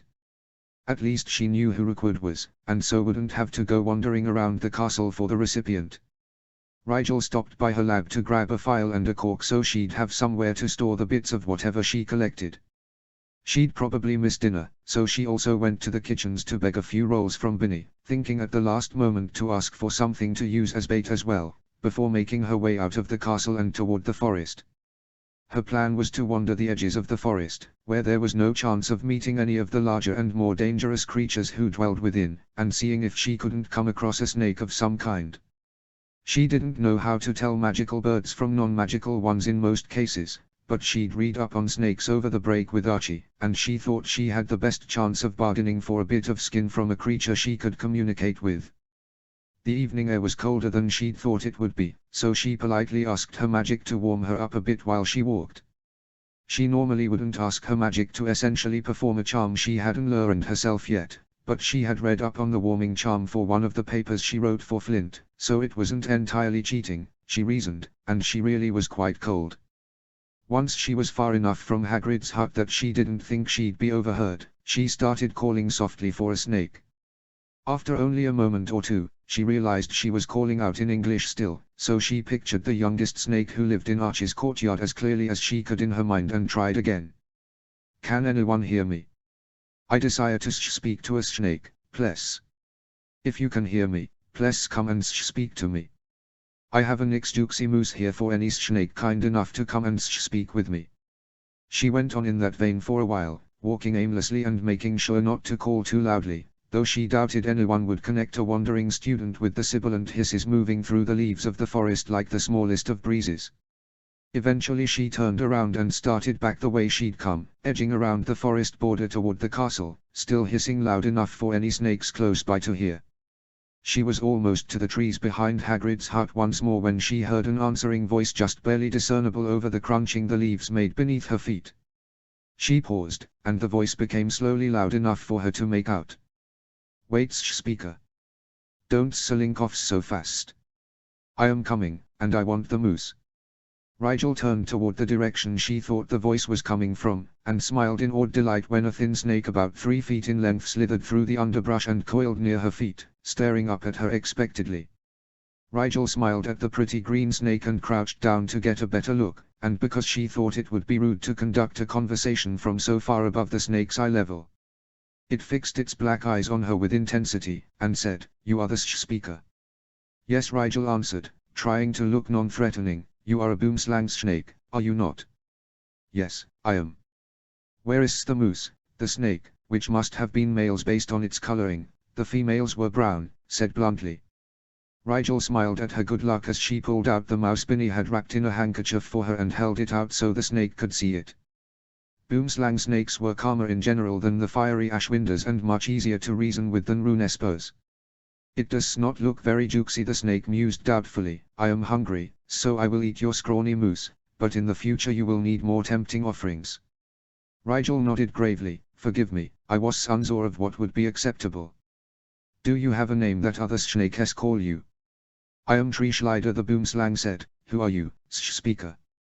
"I am Rigel," she said, not sure why she gave the snake her false name, since no one else would be able to understand it anyway. "If I give you this moose, will you stay here and speak with me?" "Stay forever," the snake, Tree Slider, recoiled suspiciously. "No, not forever," Rigel quickly reassured him, "just for a few minutes. I have a favor to ask you, that is all." "Very well." Tree Slider swayed forward toward the mouse once more. "Give me the moose now, and I will stay to hear your request." Rigel placed the mouse, handkerchief and all, solemnly on the forest floor between them, and the snake coiled around it protectively at once. It didn't seem keen to begin eating right away, so Rigel figured maybe it wouldn't be in the mood to speak to her while it was digesting. "I was hoping you could give me something of yours that you don't need any longer," Rigel explained as best she could in snake terms, "a bit of old skin, or perhaps a few loose scales." Tree Slider considered her gravely from his defensive position over the dead mouse. "If I give you smithing, what is in it for me?" "What do you wish, Tree Slider?" "I wish to keep this shift leaf," he said immediately. "Shift leaf?" Rigel repeated blankly. This Tree Slider nudged the handkerchief the mouse was lying on with his nose. "I wish to put it in my nest." Rigel agreed immediately, and the snake hissed in wordless satisfaction for a few moments before speaking again. "Must I give you scales or skin?" "I have nothing old or loose, but I can give you my poison instead." Rigel thought for a moment. According to Selwyn's parameters, it just had to be something from a magical animal, so venom shouldn't be a problem.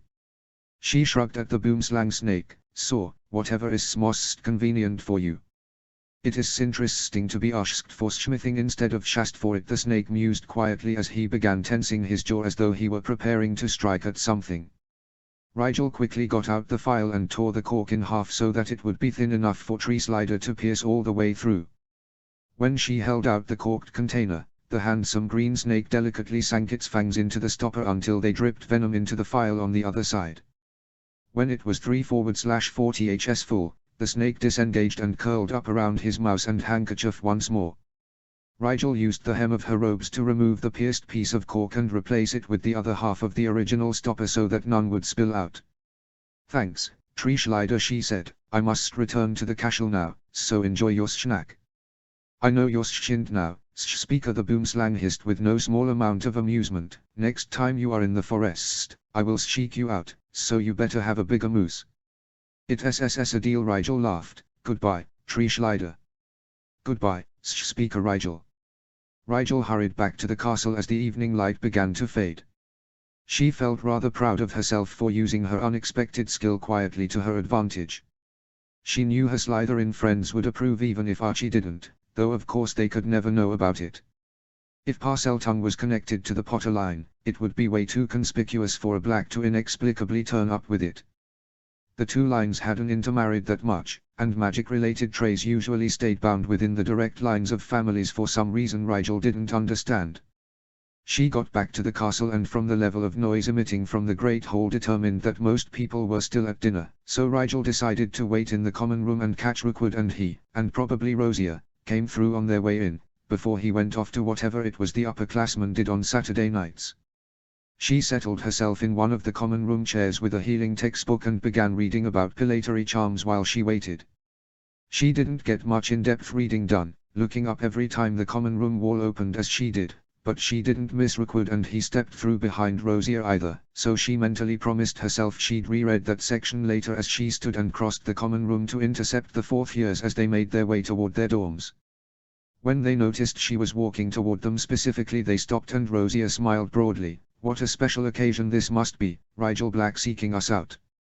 "Good evening, Rosier." Rigel bent her head to the golden-eyed boy politely, before turning to her quarry. "Hello, Rookwood. I have a message for you."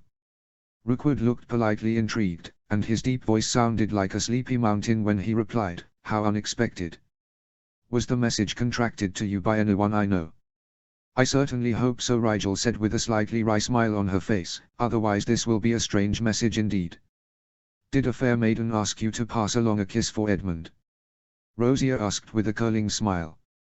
"Not exactly." Rigel reached into her robes to pull out the vial of boomslang venom and hand it over. "This is from Elisana Selwyn. She intimated you would know what it meant." Rookwood's face lit up with excitement, and he snatched the phial from Rigel's fingers with an eagerness that seemed entirely out of character from what she knew of the older, usually stoic Slytherin.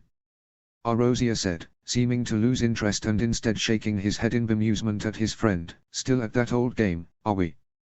"Game?" Rigel asked curiously, watching as Rookwood held the phial of clear liquid up to the light and turned it this way and that as he peered at it. "Selwyn and Rookwood have a similar interest in magical creatures," Rosier explained with a fond but detached glance at Rookwood, who was paying attention to neither of them at the moment. "They have played this game as long as they've known one another. One of them gives the other a sample from a magical creature. Feathers, livers, all sorts of things, and then the recipient gets a week to figure out what creature it's from, or they have to pay a forfeit." "Oh, I see," Rigel said, interested now that she knew why her errand had been so specific. "Will he take it out of the phial to test it, then?" "Well, I'd imagine he'd have to." Rosier shrugged. Rigel frowned. Maybe she should have gone with scales after all. "Say, Rookwood," she spoke up tentatively. He turned back to her politely, though she could see his mind was on the contents of his message. "Not to give anything away, but don't touch that stuff with your bare hands, all right?" She winced at the disaster it would be if Rookwood got poisoned through an open wound somehow and didn't know what it was until too late.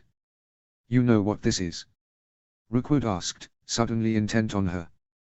Perhaps she had overestimated his enjoyment of the challenge and winning was more important than playing fair. "Well, yes, I collected it." Rigel frowned, "but I'm not telling you what it is. Just be careful, okay?" He smirked. "Oh, but you've already told me so much, Mr. Black. I now know that she didn't apparate to India this time, and that it's from something a first year wouldn't have trouble handling. That narrows it down considerably. Yet it's apparently dangerous enough that you're worried." He frowned thoughtfully. "Interesting, I will be careful. Thank you for the message." "You're welcome," Rigel said, a bit helplessly. She bade farewell to Rosier and waved to her friends as they came in from dinner and she went out, back to Snape's office for the umpteenth time that day. She knocked, and the familiar low, female voice that answered told her Selwyn was still cooped up inside. "It's me again," Rigel said obviously as she walked in. "I delivered your message." "Oh, that's great." Selwyn leaned forward in Snape's chair and pinned her dark-lined eyes on Rigel with a quiet intensity that spoke of an unusual amount of investment in such a game. Rigel was starting to wonder exactly what the forfeit was for not guessing the right animal. "What did you give him?" "Boomslang venom," Rigel said, "a vial of it. Is that okay? I didn't know he'd be handling whatever I gave him, so if it's too dangerous I can go get it back before he tries to test it." No, no, Selwyn waved a hand negligently. I once gave him spines from a shrike, and they didn't harm him a bit. What did he say when you gave it to him? How did you even get it? It was fresh, right? Yes, it was fresh, Rigel said vaguely. He practically snatched it away from me, he was so eager to get started. I did tell him to be careful with it though, so he wouldn't hurt himself, and because of that he found out I'd collected it myself. Rigel grimaced. I'm sorry if I gave him too many clues. No, this is good. Selwyn sat back contentedly and smirked a bit. Now he'll think it's something that is incidentally dangerous, but from a relatively harmless animal that a first year could tame. He'll never think of a boomslang snake right away. Well done, Black. Rigel breathed out in relief that Selwyn was satisfied with her payment. She glanced at the crates still stacked in the corner. Snape been by yet? No, the prefect said unconcernedly. Some nights he doesn't, just goes straight back to work after dinner and I lock up and leave at curfew. Rigel nodded, but couldn't think of anything else she needed to say, so she just said, good evening then, Miss Selwyn. Evening, Black. 000. HP. 000. Change to Snape's POV. Severus Snape bottled the last of the snow-hit potion with an emotion that in another man would have been relief. As he was unaccustomed to feeling emotions that implied any level of discomfort, even retroactively, the potion master considered himself satisfied, and left it at that. He'd been brewing for hours, and although his magical stamina was objectively speaking impressive, an entire evening of brewing a potion at the level of the snow-hit potion was enough to drain him almost completely. He grimaced as he took inventory and realized he would be in no shape magically speaking to brew anything so complicated for a couple of days. He could combine the ingredients, certainly, but as he had not enough magic left to imbue them with, the resulting potions would be less than useless, they would be a waste of time and energy. Severus allowed himself a frown as he reluctantly rearranged his brewing schedule for the next few days. The Aurora's breath would have to wait, though Merlin knew how many children would fall ill while he recuperated. He briefly considered contacting one of his acquiesces in the potions community to assist in providing the requisite brews, but dismissed the idea almost immediately. For one, he didn't trust anyone else to do his job as well as he did, and for another, Albus had impressed upon the staff the necessity of keeping the specifics of this inexplicable epidemic from the wrong ears. And inexplicable it certainly was. The illness, if it could be termed as such considering the lack of identifiable pathogen, was so clearly magically constructed that it was a wonder it didn't come with a calling card. It existed nowhere outside of Hogwarts, and inside it incapacitated, but did not immediately maim or significantly endanger, the children of the most powerful men and women in wizarding society, beginning with the youngest and most vulnerable. Severus didn't have to be as batty as Trelawney to know what would happen if it became clear that pure-blooded children were being struck down en masse on Albus' watch. The potions master habitually kept both ears to the walls and could well admit his unease at the whispers of even stricter anti-muggle blood legislation soon to be proposed in the guise of a marriage law. Albus stood quite firmly in its path, but how firmly could he stand if his supporters withdrew their confidence in the wake of irrefutable evidence of the headmaster's inability to control his own school? Comatose children would be difficult to explain to even the staunchest supporters of the light. Severus turned his thoughts from the political repercussions of the illness for the moment and instead focused on his own part, which was providing potions to make sure the children affected by the sickness remained merely comatose and not dead. He glanced over his schedule once more and nearly groaned when he realized he's left no time to brew Sweat Inducer, though Poppy had specifically asked for. But no, Severus frowned. He must have been more tired than he thought, for he now remembered assigning that task to the younger Mr. Black. In fact, Black ought to have dropped his work from the past 2 weeks off with Miss Selwyn already, so all Severus had to do was pick it up on his way to delivering the snow hit to the hospital wing. The potions master locked the lab up behind him as he set off for his office. I hope he's at least managed a full crate, Severus thought as he prowled through the empty dungeon corridors. That should be enough to last the week if no one else catches the sickness, and then I can concentrate fully on the Aurora's breath. Severus knew better than to count his Lamias eggs before the mother went mad and ate a few, though, so he mentally prepared himself to adjust his brewing schedule accordingly no matter how few potions Black had managed to find time to brew. By the time he reached his office, he was prepared for whatever lay within. Or so he thought. 000. HPHP.